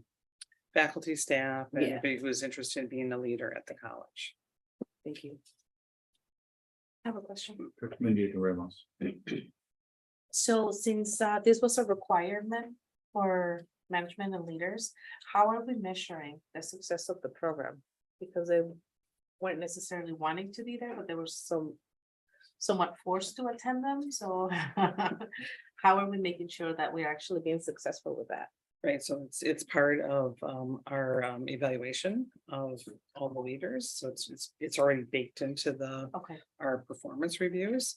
And the other piece is that Dr. Nancy Blair, who you all met, she keeps coming back to our meetings, and we are now putting plans together to talk about exactly what we need to do, and we're going to be communicating that out to folks, like, here's what we heard you say you want done, for example, accountability. And what does that look like? That's probably a little bit more difficult, but a lot of people talked about recognition, wanting more recognition. So we heard that from the leaders themselves who talked about that. And so we're going to take some, what we call low-hanging fruit, and we're going to make sure that we follow through on those. They'll be very public. We're going to tell people this is what we heard, this is what we are doing about that. And now we're going to do some surveys about the results. We do a lot of voice of the customer surveys to find out from the folks at the college how things are going. And that's what we're working on right now. Are you seeing any difference in what we're doing? And it's kind of an interesting part that we're at right now in the development, that we've had some finish and some still going through it. So what they do is they have us keep coming back so we can talk about what the vision is for culture change, so that we all have the same vision of what we're thinking and making sure we have the same strategies, and then how are we going to deploy those? And then how are we going to communicate those out, and then how we're going to get feedback. So we're waiting till the other groups finish, but we're not waiting to do some actual strategies around what we're hearing from people, what they want to see. So those are just a few ways that we're gonna make sure it's very visible, transparent, and that we follow through and do what we said we were going to do. Very longer answer than you wanted, but. Any more questions at this point? We'll let you continue. Is there Director, anything in the chat? Thought I saw something in the chat. Is that just a message? I'm not seeing anything presently. Why don't we continue and I'll check again at the end. That's all I have. That's all you have. Yes. Okay. All right, are there any? Okay, any further questions? All right, thank you very much. I want to Thank say you. that I'm very pleased with how the data you're developing and presenting is evolving. That second Director Baker's comments that this is much more helpful than some of the data we got in the past. Good job. We're trying to improve. Thank you. Thank you. Thanks. Let's see. Like to step out of sequencing here to accommodate one of our presenters. Let's go and do the legislative matters report next, unless somebody has an objection. All right, Laura. I'll turn it over right to Rainey because she has. Go ahead, Remy John Clover. Thank you, Chair Foley. Good evening, members of the committee. Good to see all of you. I'll be referring to the legislative matters report that you should have as part of your board packet this evening. There's been one small addition, which I'll get to here shortly, just to describe a new proposal that has been circulating and moving through the initial legislative process. What I've done for you this evening is provide on the top part of the report just a general overview of sort of the political climate, what's happening in Madison, et cetera. Many headlines you all are familiar with, seeing them in the paper and whatnot. But I think it's important to kind of highlight some of those big items that are often getting attention here in Madison that, aren't always directly related to Milwaukee Area Technical colleges or our technical college system. So first, the legislative Republicans are still moving forward a substantial tax cut that has passed the assembly already. It's $3 billion total as currently proposed. It received a hearing in the Joint Finance Committee today and also in the Senate committee as well. So we continue just to be aware of that moving through the process. We hear a lot about state surplus, and so this is what legislative Republicans are proposing to do with the surplus. Whereas we have our Dem governor who has proposed another package. We're currently in special session, and that includes funding in a variety of sectors, childcare, additional funding for the technical college system, a proposal to look at a paid family medical leave program, among other areas, to address workforce shortages. So we have these two competing proposals kind of before the legislature right now, which we'll see if individuals come to the table to sort of negotiate something, or if at the end of the day, the special session is gavelled out and Republicans move forward with the tax cut plan, which the governor has indicated he will veto. In addition, other headlines include legislative redistricting and the status of our new Supreme Court justice who has been sworn in. And then finally, just want to highlight too another large headline very specific to the Southeastern region, and that is a proposal as it relates to the Milwaukee Brewers. So again, just sort of providing that as information for the board, not necessarily anything more than information at this point, so we all kind of know what's going on here with some of those big headlines here in Madison. I have some specific state legislation. We've talked about this in prior meetings. One thing I just want to note really quickly that is not on the report in your attachment. It's a proposal that just circulated, so it is not yet introduced. I don't know if it will impact our college or not. But it's a proposal that would require, it's specific to the Technical College District Board membership for all colleges. We know that we have seen specific proposals in the past specific to Milwaukee Area Technical College, but this would apply to all colleges, and it would require that a district board member is a citizen of the United States. If the bill passes, and if the bill is signed by the governor, it would go into effect after an individual's term expires.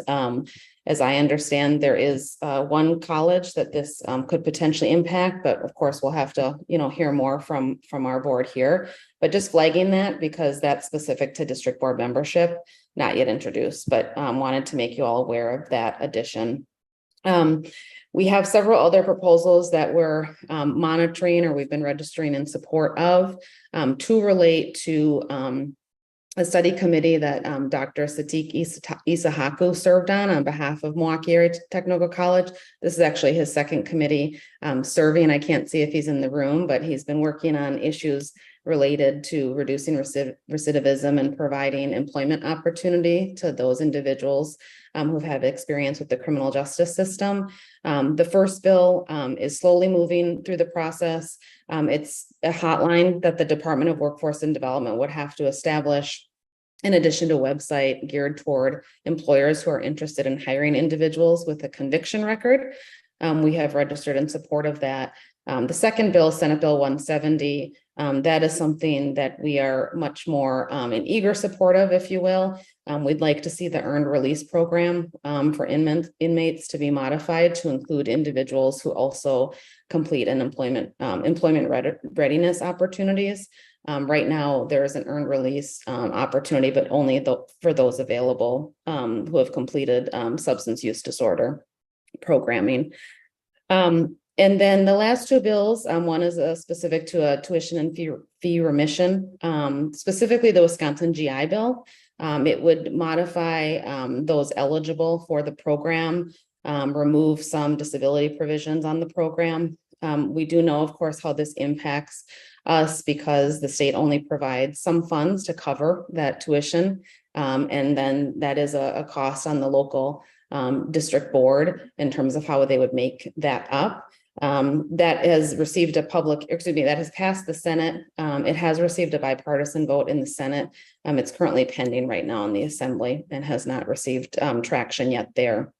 And then the last bill, this is specific to guaranteed admissions, really in response to, the U.S. Supreme Court ruling as it relates to how race is used in admissions processes at the higher education space. I've had a conversation with the District Boards Association about this. Right now, they have taken a neutral position because our admissions processes work differently than the UW system. This is really targeting the UW system in terms of what their admissions processes look like. It would require school districts to compile information in terms of the top 5% of their graduating classes, K-12 school districts, and then provide that information to the UW system and technical college system, and then basically guarantee admission. There are a lot of policy and technical concerns with this bill as it relates to, how is a K-12 individual, school district at the local level compiling the information, how does it work with all of the other 400 plus districts, all the way up to then how that is provided to the university, et cetera. So it's a big bill. It's a political bill. And, right now I'm just making you all aware of it because I expect that we'll continue to see similar proposals as it relates to admissions processes following the U.S. Supreme Court ruling. And then just really quickly at the federal level, we've talked a lot about what we saw in terms of some cuts that were pretty drastic being proposed, what we see with public television funding, et cetera. What I'll just say there, and I'll also want to defer to Director Baker here for some feedback because we spoke strategy at our most recent legislative task force meeting and how we can, kind of get more of that FaceTime, boots on the ground at the college with our federal delegation, to kind of show them all the great things we're doing and how we rely on these federal funds. But what I can say specific to the federal action at the federal level is that We have a ways to go. Both chambers have to, propose their budget plans and then, of course, come together for compromise. September 30th is a big date. So right now, looking at just continuing a resolution to just keep the government funded. So no real updates there in terms of, some things never change at the federal level, but what can we do in the meantime is continue to develop and offer opportunities to our members of the federal delegation to come to the campus, hear what we're doing, hands-on activities, all of that really positive things, so they can have a more, personalized relationship with the college. So with that, I will pause and see if there are any questions, but also Director Baker, I know we just had our legislative task force committee meeting, so I don't know if you want to add anything to my comments tonight. Well, just to elaborate on the last point a little bit, that we are talking about bringing back our legislative visits. So this would be for state and federal legislators for our district. And it's always been a very successful strategy in the past where legislators get to meet with our students. They get to see some of the remarkable programs hands-on, taking a look at classrooms and labs and talking about the outcomes. And it helps sort of demystify who the college is, sort of beyond, oh, here's this technical college, it spends X amount of money, but it puts a face on it, on our students' face, really on it. So we have had very good bipartisan participation and support. As much as our district is bipartisan, it's not as much as many districts in the past. And so we're looking at getting those going again, and board members would all be invited to those. If I may just respond to that, I think that the support that we have seen from our state and federal representatives who have our district within their districts has been very strong. I agree. The issue seems to be with primarily members of the state legislature or of Congress in the areas outside of our district and their views of technical colleges in general or Milwaukee in particular. And so I'm all in favor of inviting people back, but I think we need to find a way to convey some of that same information to people who are not our direct representatives, because they are the ones controlling the votes on these things. When I have made visits to some of them over the course of the last decade, I am shocked by what they don't know. And I am sometimes shocked by what they think they do know. And we have had occasions at the District Boards Association where the participants there from some of these other districts have said to me, oh, we were in a meeting with our representative who said XYZ about Milwaukee, and we told him that was wrong. We kind of came to your defense, which I thought was a great result of our participating in that organization. But the misinformation and the misjudgments are pretty widespread. And just so you know, there was conversation about that actually at the meeting, and Ramey was suggesting that we may want to zero in on some legislators who either in their own background or because of the committees they sit on may be interested in healthcare and careers in healthcare and how that's developing, or in construction or truck driving, or sometimes there are individual passions that certain legislators have who are not from our district, but allowing them to come see those programs here as well. And Ramey made a point of sort of talking about different individuals. Anyone else? Doctor? Do we have official lobbyer who we can lobby for our? You're talking to her. Okay, I'm sorry.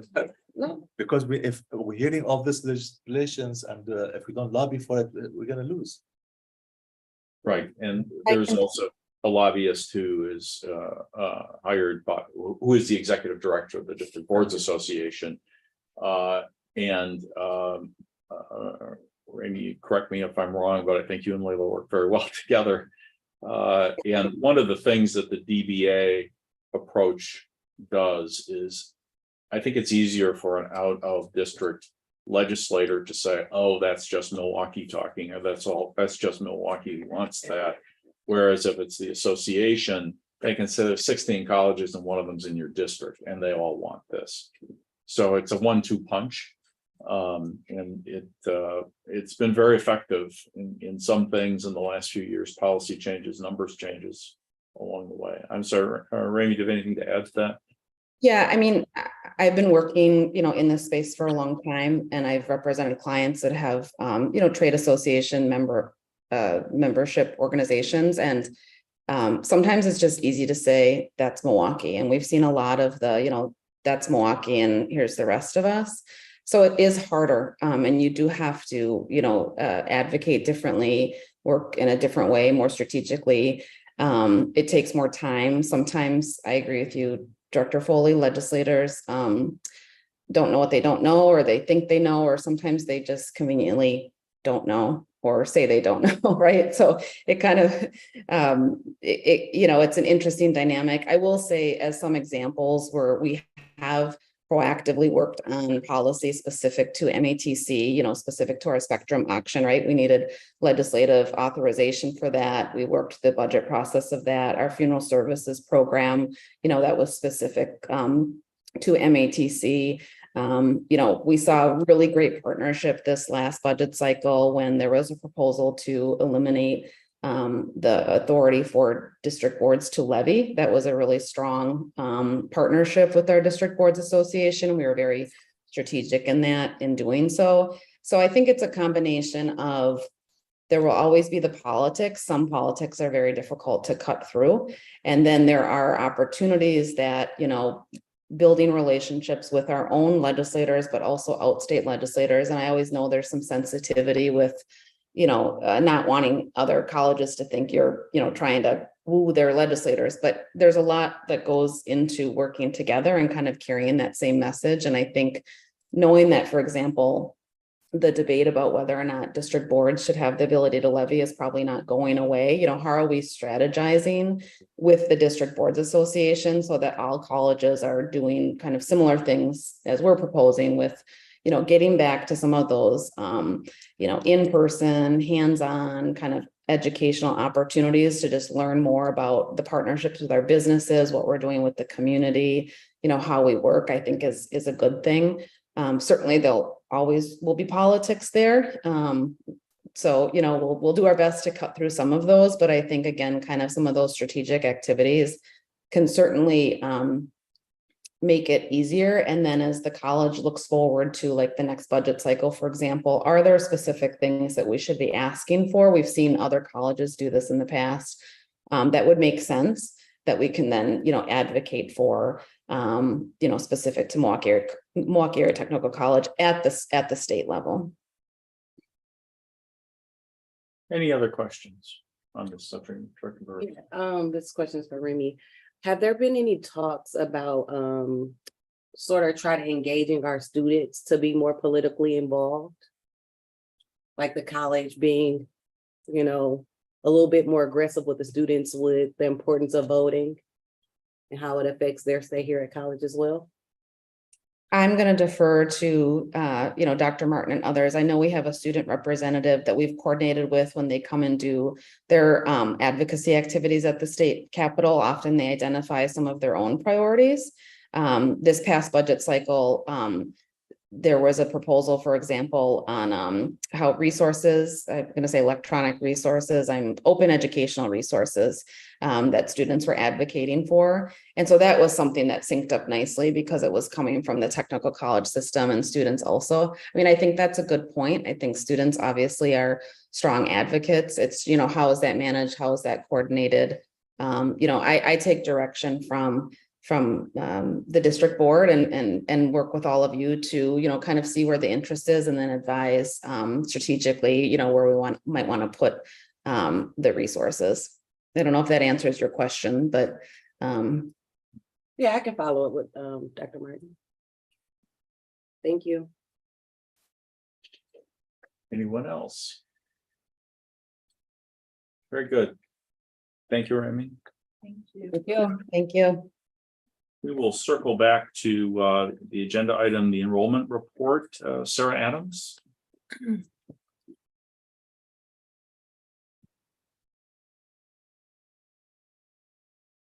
Welcome. Thank you. Good evening, everyone. Welcome, new board members.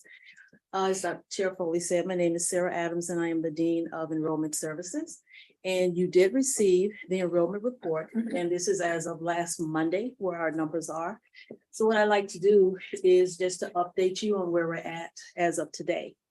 And when we look at our numbers today, we have moved up a bit from 3829 to 3,855 FTEs for the fall semester as of today. So we are at 97.9% of reaching that goal. We are 95 FTEs away from reaching the fall goal. We still have one more round of classes to start. Our 8-week classes will be starting mid-October. Those classes will be starting. And so we are expecting some more enrollment from those classes, as well as some of our community education classes that will be open entry, open exit, and some of those classes will be beginning also. I also wanted to share with you just how some of our students are, and once we get those more final numbers, of course, we'll give you a more robust report. But I did want to share with you that retained from our spring semester, we are up 3% in retaining our continuing students. Those are the students that are coming back to us.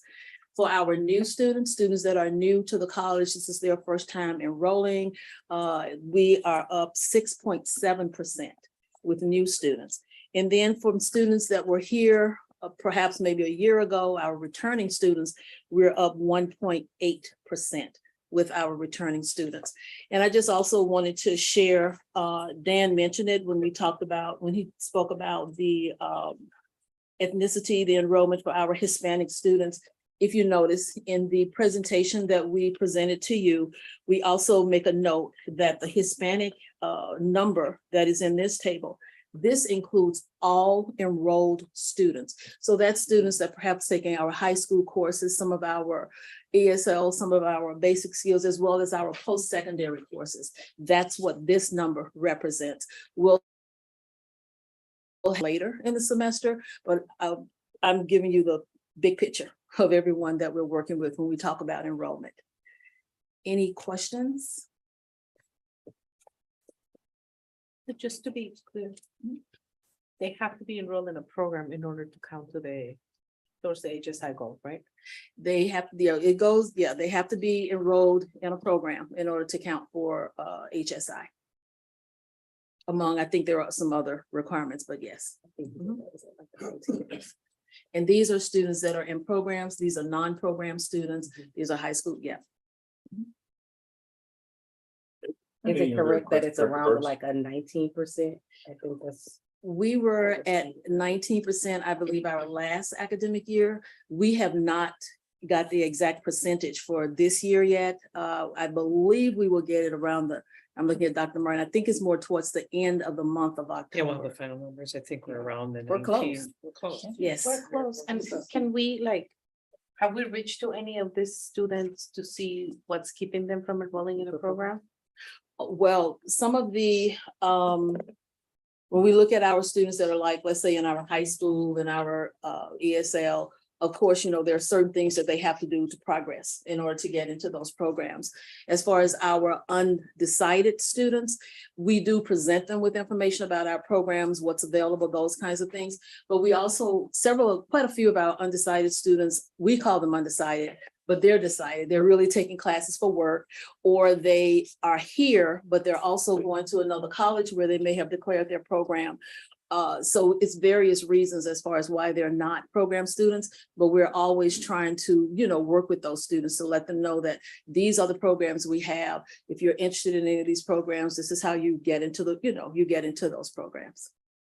And being that it's such a high goal for us, Yes, should be very persistent with contacting them and absolutely. persuasive.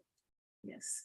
Are there any, how do I say it? Are there any programs that are full that don't allow enrollment? I mean, you know what I'm saying? Is there any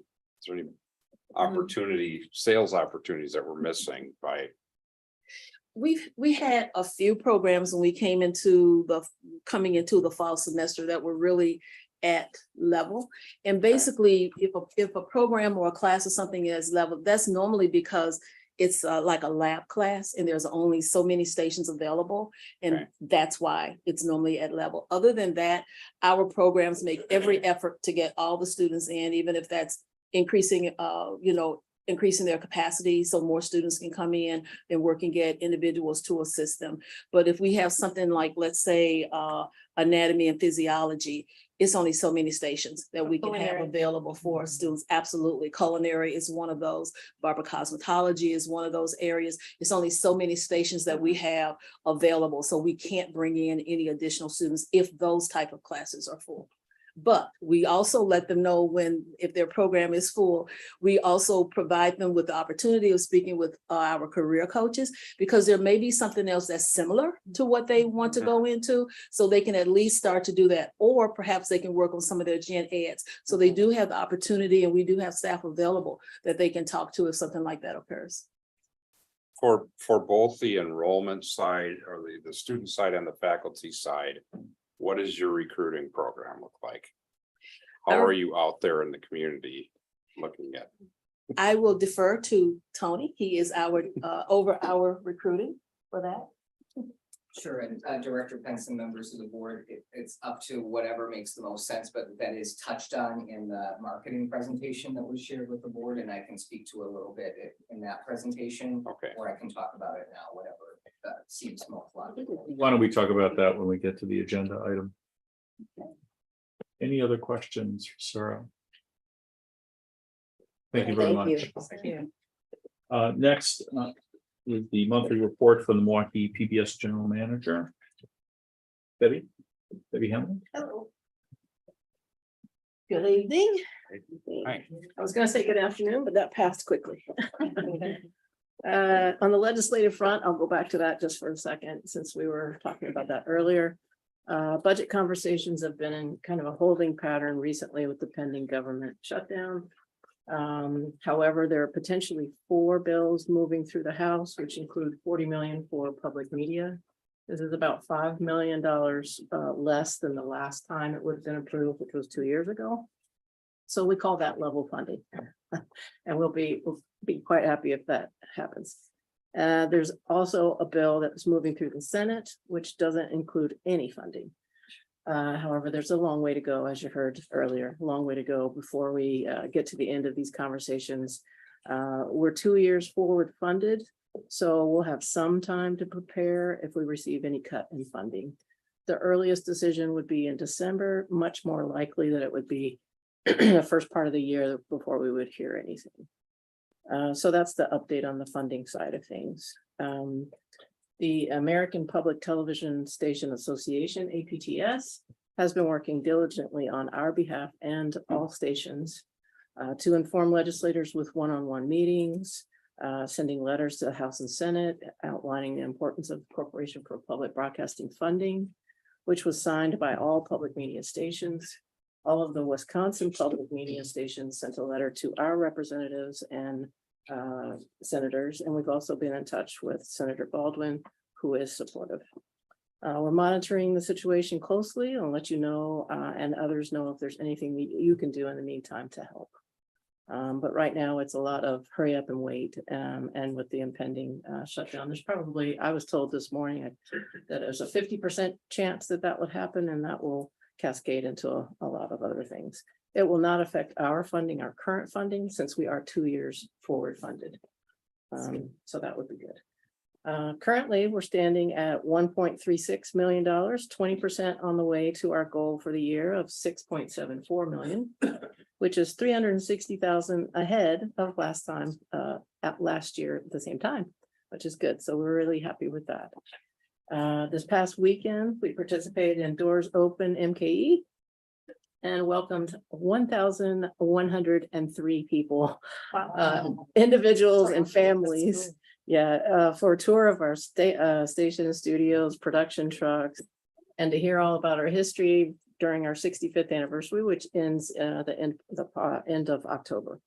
There are also activities for kids and photo ops with character cutouts. So that was very popular. Daniel Tiger, all of the Curious George, all of the characters in the lobby area. Then they would get on the elevator, come up I would welcome them in. They would start a tour, it'd go down the hallway and around to the studios. They could see themselves on camera. It was a really big hit. The last time we did this was before COVID and it was 991 people. So surpassing that was really, really fun. And I think the staff had just as much fun as everybody who was coming. The new semester started and our professional team, our professional staff team routinely works with approximately 100 students who receive hands-on training from operating a camera to audio engineering. They're currently working on a big project that's been going on for more than 30 years, Letters to Santa, which features children from our communities reading their letter to Santa along with animated shorts that are provided all by the students. It's a big project. They all love working on it. They're really excited to work on it and we're happy to help them with that. But it's all driven by students. I'm so excited to announce that we are recording the sold out concert of the Milwaukee Symphony and the Violent Femmes on October 3rd. This is the 40th anniversary of the Violent Femmes' first album and the kickoff of their tour. They're a well-loved Milwaukee band, especially for anyone who grew up in the 80s and 90s. Ordinarily, this kind of complicated production would be 6 months of intense planning. Our incredible team is doing this in a 6-week time frame. I'm in discussion with PBS, who is interested in broadcasting this program nationally, so we are absolutely thrilled. The Milwaukee Symphony is really happy. The band is really happy. This is a real homecoming for them. We're hoping to capture some behind the scenes where they go around Milwaukee and places that they grew up in and get some behind the scenes kind of footage. So that should be a really fun program. We'll be producing programs and short segments running up to the RNC next year. PBS NewsHour has expressed interest in airing some of our pieces during the NewsHour. We don't know yet if the NewsHour team will be using our facilities. They're evaluating whether to send an entire crew, a few people, or some other configuration. Cost and time are a concern for them. So with less resources, they're trying to figure out how to spread those around. And we know what that's like, right? Next October, we would have done it this October, but I think I would be in trouble if I put another big thing in October. Staff would be like, wait, we want to do more, but so next October, we will be covering the annual Day of the Dead Festival, cultural festival, just as we do Juneteenth every year. Music, dance, interviews, all kinds of cut-ins throughout the day. So that's going to be a really fun event. We'll be renting out our production truck and crew to record a PBS pledge special in March that will be aired in March 2024. Actually, it'll be recorded in March 2024, entitled The Four Phantoms, which is exactly what you think it is, which feature all the lead actors, vocalists from the long-running Broadway show Phantom of the Opera. This is an external producer who contacted us and wanted to rent our expertise, so we are doing that. The Public Media Awards were presented at the National Educational Telecommunications Association, otherwise known as NETA, conference recently, and we had 7 nominations and 3 winners, which were Rhythm Cafe MKE in the Performing Arts category. This is a digital only series, so it's not broadcast. My Wisconsin Backyard in the digital first category, and 1036 in the education category, which featured teachers, diaries from teachers. So the competition was really fierce for these awards. Every station entered something. I mean, we're going up against New York, Chicago, really large stations. And I feel very proud to be able to say that we've walked away with 3. Let's see. Rhythm Cafe, one of the 3 winners, is a digital only series reaching a younger audience. My Wisconsin Backyard started out as digital only, and now we place short segments in between programs.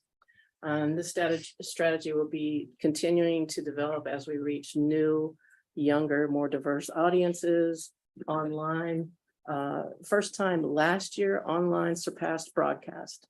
So broadcast is not going away. We still have a very large audience through our broadcast channel, but we have to serve 2 different audiences and be able to grow our digital audience as well as our broadcast material. So routinely, Milwaukee PBS ranks in the top 3 nationally most watched stations in the country. So our broadcast channel is doing really well, but we need to grow that audience that's finding material in other places. So we'll also be producing educational pieces for K through 6th graders to be accessed online by children and parents. These pieces would include STEM-related content, such as what skills are needed to enter a specific career, specifically technology area. And you want to find kids' interest early on so that they know, oh, I'm really interested in science. These are the things that I can do as a career.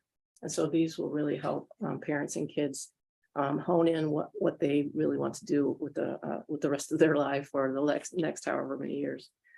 A new podcast, tentatively titled Sitting Ducks, will be coming in February 2024. It will focus on domestic violence. Last year, 37 homicides in Milwaukee stemmed from domestic abuse.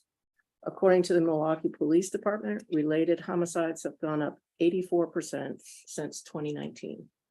We'll take a look at societal factors, look at 7 to 10 victim cases, protection laws, as well as potential solutions. I'm really excited about this. I think it has the potential to make a real difference in community. We have 2 fantastic journalists who work on this.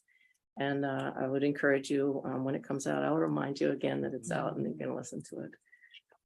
This concludes my report. If there are any questions, be happy to take them. No question, just comment. Honestly, I get really bored when these things come up, when we talk about PBS, but it sounds like you're doing great work. And I'm looking forward to seeing some of the things that you spoke about. I love the initiatives. Oh, thank you. Thank you. I appreciate that. Any other comments or questions? I have 2 things for you. One is the experiment with shorts in between programming. Mhm. I don't know if you're aware of this, but the Japanese public television service has been doing that for decades. NHK, yes, Yeah, NHK, and they do a really good job of it. they sure do. That's a top notch. Okay, if you're aware, Yeah. that's all I'm trying to say. The second is, I wonder, how do you decide whether something is going to be done as a podcast as opposed to a full broadcast? For example, your Sitting Ducks program sounds to me like, I'm the expert here, right? Sounds to me like there's a whole program, there's a whole television program in there, but I'm not exactly in the podcast demographic either. So I'm just curious as to how you decide what goes where. A lot of it is the availability of material and people to talk with, and how that comes across. How would you present it on video as opposed to audio? A lot of times audio is more accessible to a younger audience who might be more interested in those kind of stories. We are actually talking about a TV portion that would wrap up parts of that. But when we're right at the beginning, starting with the production, trying to figure out what the podcast side of it is. And I asked them to think about what would that look like if there were a program that wrapped up the biggest, takeaways from the podcast, or maybe an hour, but it's something that we think about because I really want to be multi-platform so that no matter where you are, where your interests are, that we're someplace and accessible. And so it's not just TV broadcast. And it goes to finding new audiences. And so long-winded answer. I'm not sure if I quite answered. You've answered my question. Okay. Anyone else? Great. Thank you very much, Sarah. Thank you so much. Thanks. Sure, Debbie. I'm still on Sarah Adams. Thank you, Debbie. Board monitoring community education update, Sadiq Isahaku.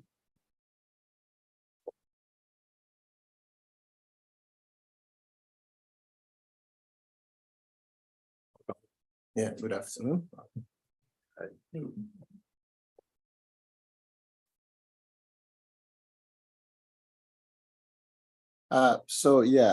Thank you for having me. I shared a page and few paragraphs with the board. The major changes that have happened since the last meeting have been us following through with work team meetings every month. Our next meeting is on Wednesday. That's tomorrow. And basically, the issues that were raised in the first meeting are the issues that we have been constantly following through. Two of the subcommittees have submitted their recommendations, and we're going to share it with leadership, and it will eventually come to you. The full-time LTE faculty that we hired, these were grants from WTCS. So 4 faculty were hired, and they are all working right now. We also have a student support specialist position that was posted. We have not yet gotten a lot of hits for that. We expect to interview candidates in the next few weeks. We fortunately also have some substantial grants from WTCS to hire for support staff. There are 2 coordinator positions we are interviewing tomorrow. There are 2 student specialist positions that we interview next week, and 1 part-time instructor that we are interviewing as well. This afternoon, we met and discussed intake and admissions and testing to ease up the backlog that students were facing in the previous semesters. So I think we're in a very good position right now moving forward. There are still a couple of challenges, and I'm working very constantly with the faculty, the lead faculty, to continue to raise issues that we could help resolve. And I'm getting tremendous support from Philip and Mohammed. They are supporting in making these things happen. We're meeting tomorrow to discuss more. Any questions? Thank you, Director Baker. Yeah, I have only one question. Like, there was a bullet point that says, you know, if the growth projected above should continue, which we have seen very strong growth in this program, we would either need to extend these these full-time LTE positions, or replace them with full-time positions. And I don't want to put you on the spot that you have to do this right now, but I would like that quantified. So what does that mean? When does that become a full-time position? Do we have to see certain number of semesters of X amount of students in the program? Because, you know, I think we've heard a lot about this program, and I want to make sure that we have the ongoing commitment, which is the difference between an LTE and a regular full-time position. So. Yeah, so the four positions we hired for are for 1 year. Right. So it is fall and spring. The surge that we saw, we want to make sure that there is sustained growth, that it was not just a one-time growth. I personally believe that this growth is going to be sustained for some time. Why? We all see on the TV the number of buses that are going into various states. Some buses have come all the way to Chicago, to Illinois. We haven't had any in Wisconsin yet, but low unemployment suggests that individuals who haven't found work in those states are going to migrate here. And what is going to happen basically is the first thing they're going to look for is work. And the first talent or skill they're going to look for is how to speak English, how to learn English. So we anticipate that growth to continue. We're planning already this fall for spring classes. As I mentioned in the last presentation, this semester we have had a total of 1,000 new students compared to same time last year. So the growth for this semester is there. Whether it's going to be sustained over time, I don't know. Those positions were grant funded. To full-time positions require substantial investment over a period of time. And if there is no guarantee that this growth is going to be sustained at least for 3 or 4 semesters, it might be premature to hire full-time instructors right away. And so you're looking for the policy or the practice that what, we do? What Yeah. quantifies Yeah, it? What's the number that, you know, Right. 2 semesters, 3 semesters, Right. you know, what is it that we look at? And we'll get that. Director Burris? I'm just gonna have the same question that I asked last time. We're not cutting classes right No, we are not. We have one class in downtown that is starting on October 3rd that we are yet to fill with faculty. It's not going to be canceled. We have arrangements to get overload assignments for certain faculty who are willing to teach it. Director Mendoza, very much. Comment, more of a question. I know that you're having a difficult time getting ESL instructors. Have you reached out to community organizations to partner with them to see if you can bring some of theirs? Like, I know Voces de la Frontera has a big pool of ESL instructors because they teach it. Okay, I didn't know that. So if you want to reach out to them, maybe UMOS will be another good community organization that you can connect, and let me know if you need me to connect you with anybody. I appreciate that. Yeah, thank you very much. Yeah, we're working with UMOS actually. UMOS is helping out. We have about 3 sections.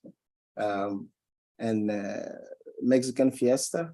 We have been there all of this week and late last week testing students to place them because they mentioned to our president that they needed about 300 spots for their students. We went back there to find out what specific needs those 300 students are. Is it English language or GED, HSCD? And they are working on giving us the numbers. That notwithstanding, we've started doing the testing already. Yeah. So yes, we'll reach out to those communities. Actually, Yeah, Voces has a big. right, pool that you can that tap I wasn't aware of. But there is a drought of ELL teachers in this area. There are 3 institutions that are fighting for the same pool of people. And the fact that we're hiring part-time to a large extent, it's even more difficult because most people want full-time positions. Thank you. In my work, I do immigration physical exams and citizenship exams too. So after 5 years of having the green card, then go for citizenship exam. I have so many people, they do not learn English. How can we direct those, if I have any material or anything, so I can maybe spread it, direct, make it easy for them to join and start learning English. And I can spread it to my colleagues, also the physician who does a similar work. Maybe it can be a source for student to join MATC. This is wonderful. We'll identify your office and bring some of our forms in there. Possibly we could actually arrange to, if we can get a sizable number to come in and register them. Right, if we can establish some kind of day of the month. If you give me material, I can have them like come in. Go there and register. And sometimes the physician recommendation, they follow it, they listen to it. Yes. Especially when I see them during the initial exam for the green card, then I tell them in 5 years, if you're not learning the English, you're not going to be a citizen. So start from now and learn English. Thank you so much. Yeah, we'll take you on that. Yeah. Dr. knows best. So far tonight, we've got general encouragement, new students, and new faculty members. I think this is a successful board meeting. Any other questions? Thank you very much. Thank you. Thank you. Annual marketing plan presentation, Tony Talibia. Hello, Chairperson Foley, Dr. Martin, and the board. As Chair Foley mentioned, I'm Tony Talibia. I'm the Chief Marketing Officer. I'm just going to focus on some highlights. And so if we advance a couple of slides, and I'll try to touch on some of Director Pence's questions. So the headline from an enrollment marketing perspective is that when we analyze the past 4 years compared to the prior 4 years, on average, applications from new program students are up 8%. And in fact, last year, we had the highest number of new program applications in that 8-year period. So we think that's the result of improvements in process from our partners in admission. We think the expansion of scholarships has something to do with it. And we believe more effective marketing and communications. And this is on the enrollment side, this is the number that we can impact most directly, because I won't dwell on this slide, but between our website, the paid marketing that we do, our recruitment, we have 5 recruiters who are all assigned to high schools and community partners, and they're in regular contact with those organizations throughout the year to come in person and visit them, talk about programs. We assign bilingual recruiters. 2 of our 5 are bilingual, and we assign them to any school where the percentage of students who are Hispanic, Latino, Latina is a third or higher. Obviously, that's not synonymous with Spanish speaking, but we know between the students and the families, there's a higher likelihood. So that recruitment piece plays a role, again, along with the website, paid ads. Our publications are what we would call organic social media, just things we're putting out there for free on social channels, and our news media. That's all driving leads, which we work to convert into applications or turn into applications. If someone starts an application but doesn't fill it out, a recruiter reaches out to them, and there's an automated communication that says, you're not there yet, here's your next step. So that's kind of the headline from an enrollment marketing perspective. We are talking about recruitment, and so if you'll advance a few more slides to the new recruitment, thank you so much. Oh, just that one we were at before. Sorry, I'm getting ahead of myself. Just back to the new marketing, new recruitment. That's slide 9.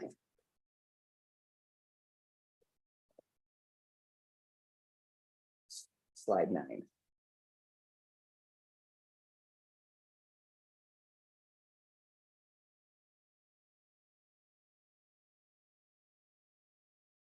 So that's slide 4, and then 5, 6, 7, 8, 9 is the one we're looking for.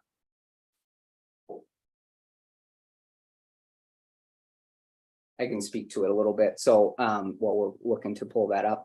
So in addition, on the recruitment side, we've got something new that we did the last year, which are pop-ups in the community. And so for recruitment, going out in the community, in addition to all of those engagements that we already talked about, we're going out to where people already are. So the locations that we were this past year were Sherman Phoenix, Radio Milwaukee, Restaurant Harrah's, Metcalf Park, Community Bridges, St. Anne Center, 16th Street, and the MEC 1 Public Market.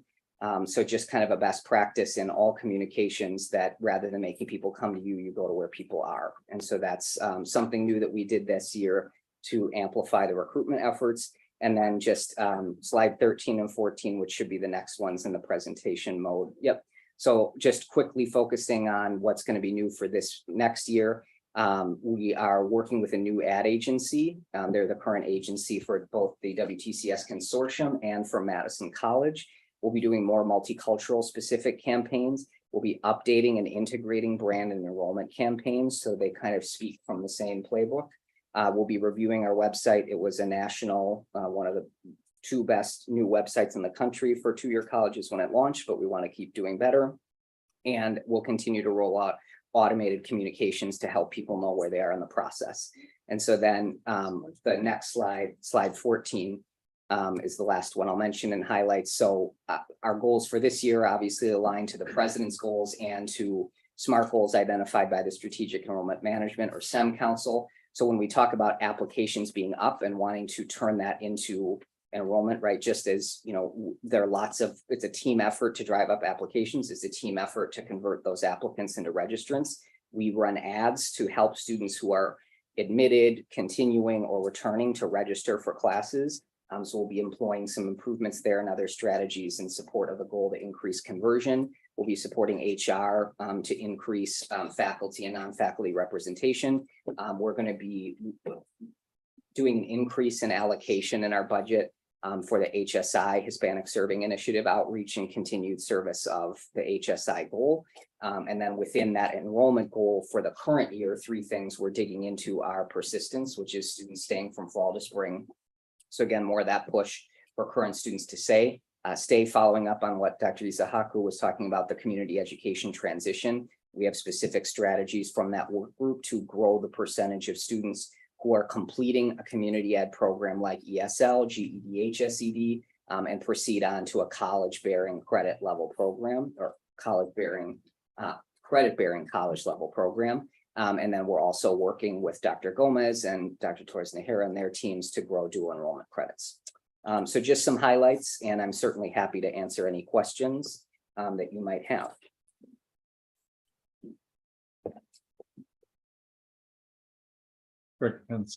Speaking from the manufacturing side, pop-ups are great. There's also trade shows are getting more attended again at post-COVID. It might be something to think about as a pop-up for both the faculty side, the student side, or even bring students from the school that are students here to take, and you may do that, I'm not sure. So That's a great idea. there's one at State Fair next week, a manufacturing show.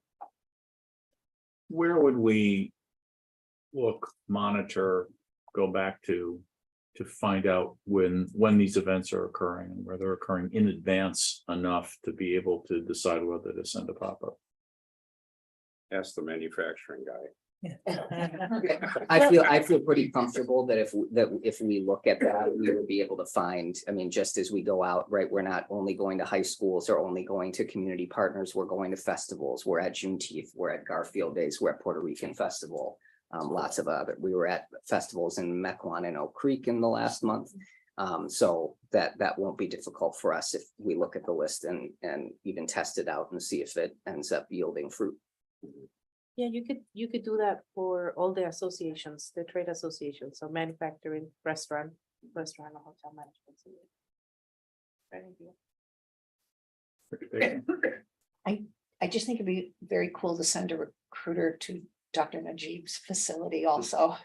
And also there's a As well as just literature, but actually an active recruiter who would be part of that. Director Najib? there's also the big refugee community coming like almost every day. They keep coming, and also I have connection with them. I know who's really organizing them, and those also we can connect with them. We can get them at least through ESL, and then hopefully they'll continue. I will leave it to you two to communicate directly about that. That's great. I had one other item. Director Baker. Sorry, I had two items. So, and I told this to Dr. Martin, but I just want to, I love the video. I watched the video and you talked about how you want to make sure that the website is responsive and somebody goes looking for something and they find it. So I was looking, I want to go into green technology. I want a job in the new green economy, whatever. And I went on our website and the only thing I found was, or I mostly found our landscaping programs. So I think maybe there's a place where we need to kind of put some prompts in and especially, what our younger students going to be looking at, media, graphics, TV, green, and what happens when we put that prompt in, what do we get? Yeah, and so I can share a few things. So we do have a green programs landing page that's search engine optimized. And if there's a place where we're missing it, and we've talked with Dr. Martin about making sure we're expansive, but there's 3 programs in business, 2 in community and human services, 3 in creative arts, 2 in gen ed, 4 in healthcare, 6 or 7 in manufacturing, construction, 3 in STEM, and 2 badges that are cross college. So I tested it with search results, but there are a couple of other places that we could look to make it more easy to find. Then we can do that. So if one of us is doing that and we don't get what we're expecting or wanting, how should that be communicated and to whom? Is there a place on the website to do that? There is a feedback form. I mean, if you want to communicate with the president's office or me, we'd be happy to look at it. So, and we do, one of the things that's mentioned in the presentation is we do search engine optimization for all 180 programs. The example I give, we have a truck driving technical diploma. No one in the whole world has ever gone into Google and searched truck driving technical diploma. So we make sure that we come up as a top result when people search the actual words that they do search for, and things like that. So there's always more we can do, and feel free to share those. Director Mendieta Ramos, you had your hand up a while ago. 2 things. It's not easy to stay on top of it because you have to change the contact often in order for you to move up. But do you guys work directly with private high schools? Yes. So our recruiters, there are approximately 100 high schools in the district that we serve, and we have recruiters assigned to all of them, public, charter, or private. Director Burris, I think you had your hand up a while ago. No, I think it was explained. I think I'm good. Thank you. Okay. Couple of other suggestions for pop-ups. You might get permission for some of these, but the parking lot at American Family Field is full of people 80 times a year. Hi, sir. The Bucks facility and surrounds would be great too, and they're very close.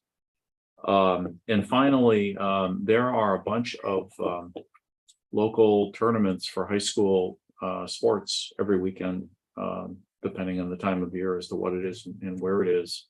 I know you got limited resources, you got to figure out which ones work, but those are kinds of places you didn't mention, so. I think those are good things to look at. We do it in partnership with our athletics department. We do sponsor the boys and girls state basketball tournaments when they air locally. We just wrapped up a series sponsorship with the Brewers. So if you heard it on the radio, brought to you by MATC, home of the national champion Stormers, learn about programs. So I think these are all things that we can look at. Yeah, but yes, and those are not the same as being there. Correct. Right. I agree. Okay, great. Any other questions for Tony? No, we got a good board though. Thank you very much. Thanks everyone for your support. Thank you.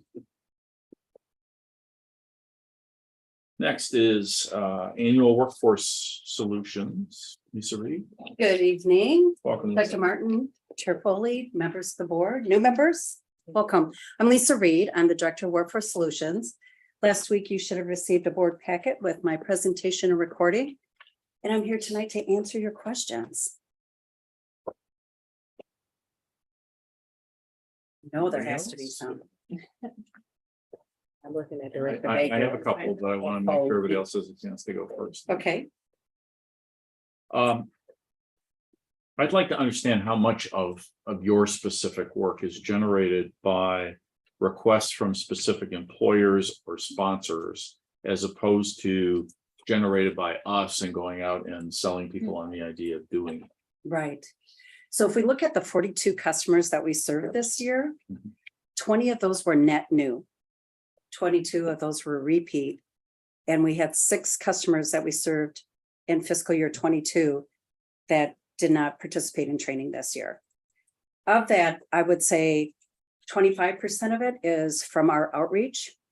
As you can see, we have a pretty strong base of repeat business that keeps us very busy. A couple other things that played into that is we had a strategy of how we're going to continue to scale. And part of that was making sure that we had faculty that were available and able to go out into the community. With our strong partnership with Dr. Dakwar and Dean Carl Meredith in the business pathway, we were able to hire a full-time faculty that just started 2 weeks ago. And a large portion of her work will be facilitating training. So our shift now, having the resource in place, will be more business development focused prospecting. We had a model at one point when David Dull was the chair, where we were doing training in a business park where you might get 1, 2, or 3 people from 20 different employers attending the classes. Are we still pursuing that model? Absolutely. I go to their monthly meetings for members. We have, I think, about 6 different trainings going on this fall semester, but that's continued to be. But we've replicated that because we saw how it worked. So we've also done that with the Menominee Valley Partners, which is a business improvement district, Granville, Economic Bid, Haven Woods. And so those 3 customers are pretty consistent every semester for us. And it's great because we're able to service that small and medium-sized business that typically doesn't have those kind of training dollars in departments. Do we have any numbers or sense of how many of the students in those courses are brought into degree programs or personal enrollments as opposed to through their particular employer? That is a number that we do not track. typically when we're working with employers in those consortium base, it's soft skills training, which is continuing education training. And at the end of every training that we do, our workforce solutions specialist attends the last day. We ask everybody to respond to a short survey about the training, giving us feedback. In addition to that, they market our programs and give out a business card to ensure that if anybody wants additional information, to contact us. So we're trying to be proactive and do that outreach. We obviously don't need this right now, but I think that's a number we'd like you to collect. I think one of the things we're focused on this year is how do we convert whatever contact we have with somebody into follow-on classes, full-time, a specific program, what have you, as a way of addressing the FTE decline. So I think it would be good. And just asking for the number will focus people's attention on it. So that's my request. I mean, I know, that's good. I'll get with our institutional research and see how we can do that. And ask permission from the president before you start doing it. I've been reminded of this a few times. Any other questions? Thank you very much. Thank you. And I'm not last this year. Thank you very much. I get to be last. Mr. Hollow, welcome. Board members, thank you very much, Dr. Martin, staff, faculty. What I have is I have the Milwaukee PBS financial statements for the most recent fiscal year ended. So, yeah, okay. So what I'm going to focus on is the most current fiscal year ended June 30th, 2023. You can see the blue columns under G and I. G has the actual results and I has the related budget for that fiscal year. And if you look at column C and E, that was the year before, that was fiscal year 2022.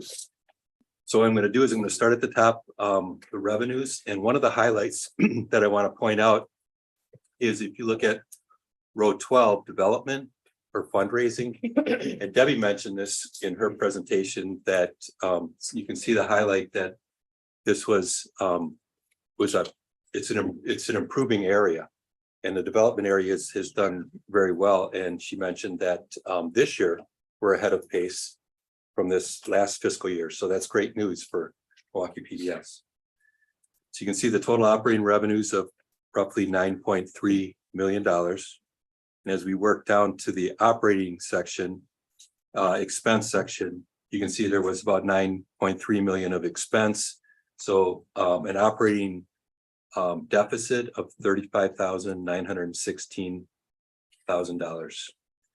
Not too bad. That, you know, in previous years, anybody who's been here for a while, that number was significant, and we used a large portion of the FCC spectrum funds to cover the gap. So the next section is non-operating revenue and expense. So basically that's the balance sheet. It really, it kind of pulls all the financials together here. But that's, if you think about it, it's the bonds are issued to buy capital, the equipment capital that they need for the year. And then there's also the local property tax. That's the revenue to support the debt service. Debt service is principal and interest. So the money coming in is the local tax levy, and then the principal and interest service is the debt. So as we get to the bottom, we have the investment income and expense. We have interest income of $333,000, and we have investment income of $957,000. And you can look to the left in the previous year, in 2022, that's when the market went down.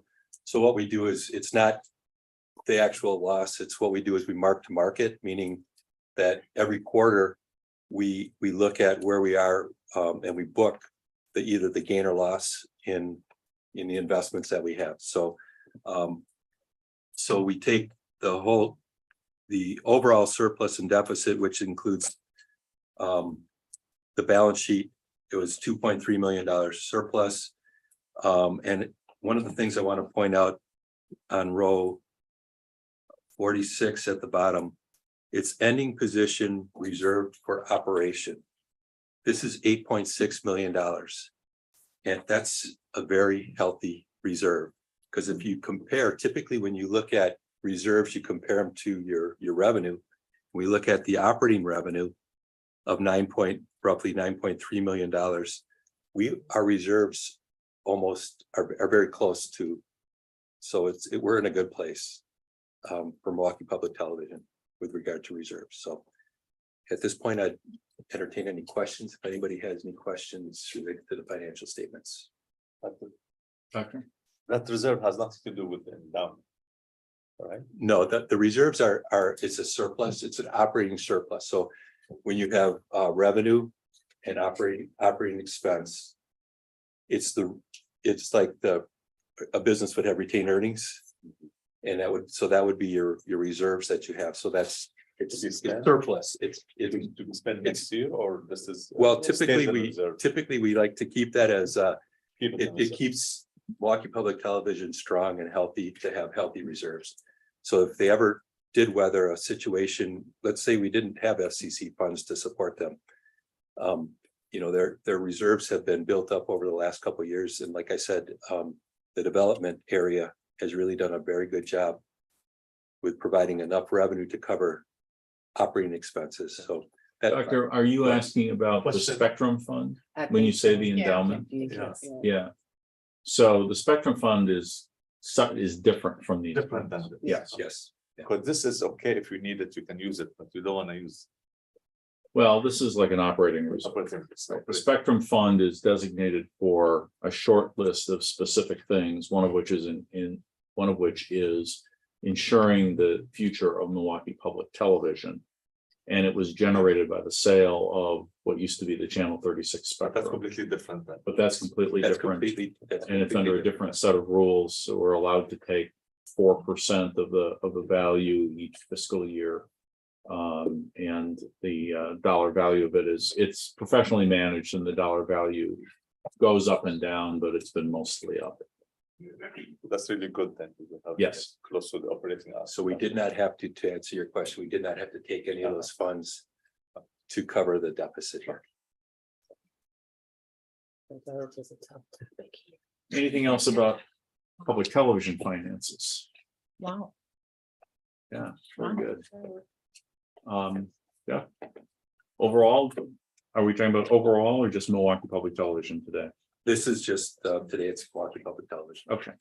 We did in the general fund, which is the general operating fund for MATC, we had a surplus as well. Thank you. Thank you. Thank you. All right, any new business? Yes. Director Burris. She can go. I have to pull up one of our Director Baker. notes. I would like in some way for us to be able to get some information on the lead faculty issue that we heard about. Those are all words I've heard, instructional chair and whatever. And this issue of, are we actually budgeting for it or not, and how are we using that? I think that the board needs to get some sort of reporting on this. So so that was mine also. As part of the audit committee, there was conversations around we don't budget it, and we've got inconsistent or unclear policies around how you're supposed to use it. And so my ask was, my understanding was Dr. Daklar was working on that. If we could get an update on the policies, because I think that will help them appropriately budget. So part two to what you said. Perfect. I mean, do it there. And I would really love to have this at the board level, rather than just an email response. It was presented to us at this level, and obviously it had audit as well. Right. It was a big topic, and a potential savings or budget deficit, because we don't bucket it in a consistent way. Right. I think this should be on the agenda for the next board meeting. And it's also complicated enough. I'd really like to get this information maybe earlier than the Thursday before, so we have a chance to get into it deeply. If we can get some explanation, because I know they say that they're appointed.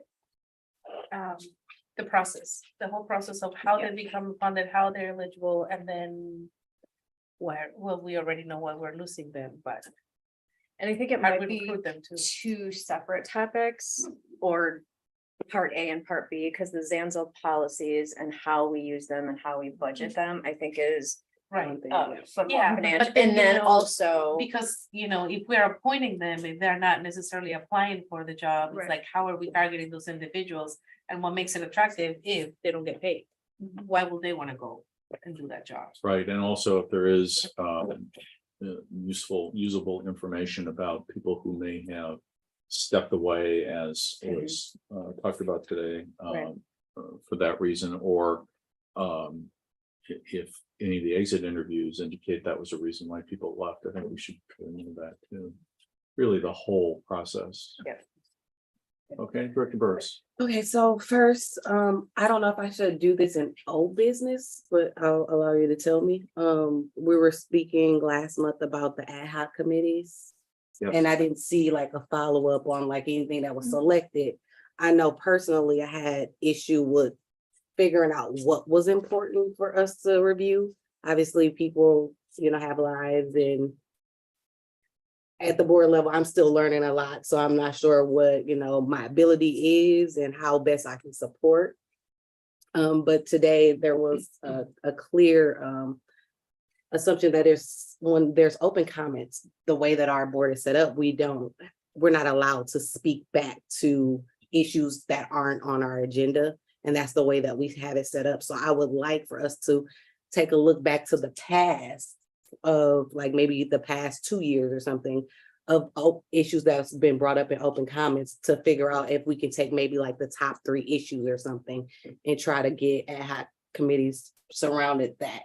Because there's so many things that come up, and I just feel like, sometimes I'm in a position that I don't feel like I can do something about some of the issues that, are mentioned. And I would like to be able to, so if we can kind of like get an update on what kind of was a general idea of what people selected, or again, try to look to the past to. I will disseminate that information. I think that one of the things that does happen, and has happened maybe the last 2 or 3 years, is the presenters have gotten very good at organizing themselves around a particular topic to the point where it's almost inevitable that somebody at the end of the meeting says, well, we should put that on the agenda the next time. I think we are actually doing a pretty good job of identifying those issues, at least. Clearly, the ESL issue was one of them. We had a strong presentation today about Zansel, same thing. I mean, we got the message. Yeah. There have been some others. I'm thinking more in a general sense, like areas, like I sent the email today that I should not have sent to the entire board, but to the chair and vice chair. And I appreciate you for correcting me on that issue, but it is something that I also want to bring up in new business. Right. It's not the first time that we heard retaliation here at MATC, and being on campus the last couple weeks, doing like stuff surrounding voting. I've also had faculty members come up to me, and it is a little stressful when you see people that's working hard for you, and not be able to support them in a way. We've had students that have come and sat in that chair and said the exact same thing, but I haven't ever heard any follow-up on it. As board members, we get those emails, but there's not a lot of follow-up on those things, so. So on that specific issue, let me say a couple of things. One is we're having a closed session tonight, which may touch on some of this, on the experience and what we're doing about it. The second is I've asked that all of the policies and procedures that relate to how such complaints are made and heard and responded to be collected, and as soon as they're collected, delivered to you. And they'll probably deliver them to the whole board, because I think this is also something which is going to be on the agenda going forward. And one of the things, we can meet and talk about this, or we can do it some other way, but there are a series of about a half a dozen questions that you need to ask when somebody steps forward and tells you about, I feel like there's retaliation going on. Is this old or is it new? Has this been reported? Did you follow the process? Was there an investigation? Did you get a response? And there may be others as well. And also, now what if the answers to those questions are one way or the other, how should you direct that person to get an answer? These are all things that we can do. I guess I'd call it a training. It's good training for all of us. We should figure out how to do that, but I've already asked that information be collected for you. And anyone else who wants it. Yeah, we'll send it all around. And then I think we can ask some questions in the closed session today that might determine how soon or in what manner we would want to put this on new business on us for a specific meeting time. I mean, I'm not going to forget about this between now and the end of October, so we'll. I appreciate that. Yeah, thanks for raising it. Any other new business? I have two comments. Go ahead, finish. Another issue was kind of what I brought up in the legislative report about getting students engaged in the process of voting. How committed as a college are we to doing that? And I would like to see us provide more information. So if we can get some more information, I think on a board level of what initiatives we have and what we can do moving forward will be great. Yeah, is that something that's? Yeah, we did distribute something, I think last year, and then, so yeah, we can put that out Right. again and then. Yeah, I think see it if was there's like any an updates. email or something that I got. I think everybody got it, and then we'll update it if there's Okay. anything else. And the question for our board council is, or maybe it's for our general council, is probably for our general council is what limits, if any, are we operating under in terms of legal restrictions and legislative policy and what have you? Yeah, so Mr. Chair, just that, just procedurally, like, a new business item, people suggest them, but we do have to watch that we don't start talking about them Thank you. in any detail. Thank you. All right, Yeah, good. Director Mindy Duran. Yes, something that was concerning that was brought up by the lady that spoke in the public. Enrollment, it was very disturbing to hear that the students get the acceptance letter and then nothing happens. So if Tony is working so hard to market MATC and then admissions is accepting the students, we need to identify where we're dropping the ball. Yeah, we'd like to get some more information about that and what they need to happen in terms of, I don't know, staffing budget, what have you. Yeah, and student representative usually comes after the beginning of the full semester, right? Yes. I guess I was waiting on someone to bring up the other issue that was brought, that a faculty member lost their health care. Well, that's because of a change in status, and I think we need to understand, well, I don't think it's our job to look at a specific instance like that, but clearly that's something the administration needs to look at. It just sounds like what they were saying, it was a something's ball wrong. drop somewhere. Yeah, so without getting into somebody's personal specific information, if there's a gap in process between notifying somebody of their status and actually continuing it, I'd like to understand what that is, because the example given may be an exception or it may be a true gap in process. Right. That Part of clarification, so what point is personal if someone comes and speak in open comments and tell you about an issue that we can't really touch on? So any like HR personnel information would be. Well, I was asking the chair. Well, I'm not sure that I know the answer to that question. So maybe We are not here to address individual instances. We're here to set policy and to make sure that the policies are being adhered to and are sufficiently funded and to test whether they are working, right? There are procedures for the individual to follow. And again, I think it's part of our job to make sure that those procedures are known and available. And to ask, as we just did, to look into one which looks like a failure. We don't know all the facts. We know a perspective on the facts, and I accept that perspective, but there may be other reasons here. And to figure out whether this is an individual case and whether there's any recourse there, that's really up to the administration. But figuring out whether we need to change the way we're operating so that this doesn't happen more broadly, that I think is a legitimate concern for the board. Okay.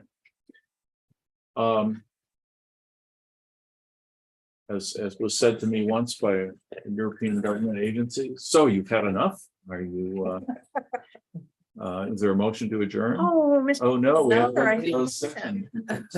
Good closed session. Let's see, I would like to move that the district board convene into closed session pursuant to section 19.85, parent 1, parent G of the Wisconsin statutes to discuss item 10.A litigation update. The board may reconvene into open session, take action on matters discussed in closed session under item 10A if necessary. Is there a second? I'll second. Great. We need a roll call vote to go in closed session. Would you conduct the roll, please? Director Mendieta Greenwald. Aye. Director Moore Almond. Aye. Director Najee. Aye. Director Owen Moore. Aye. Director Pence. I. Director Baker. Aye. Director Burris. Aye. Director Cates. Aye. Director Full. Aye. Why don't we take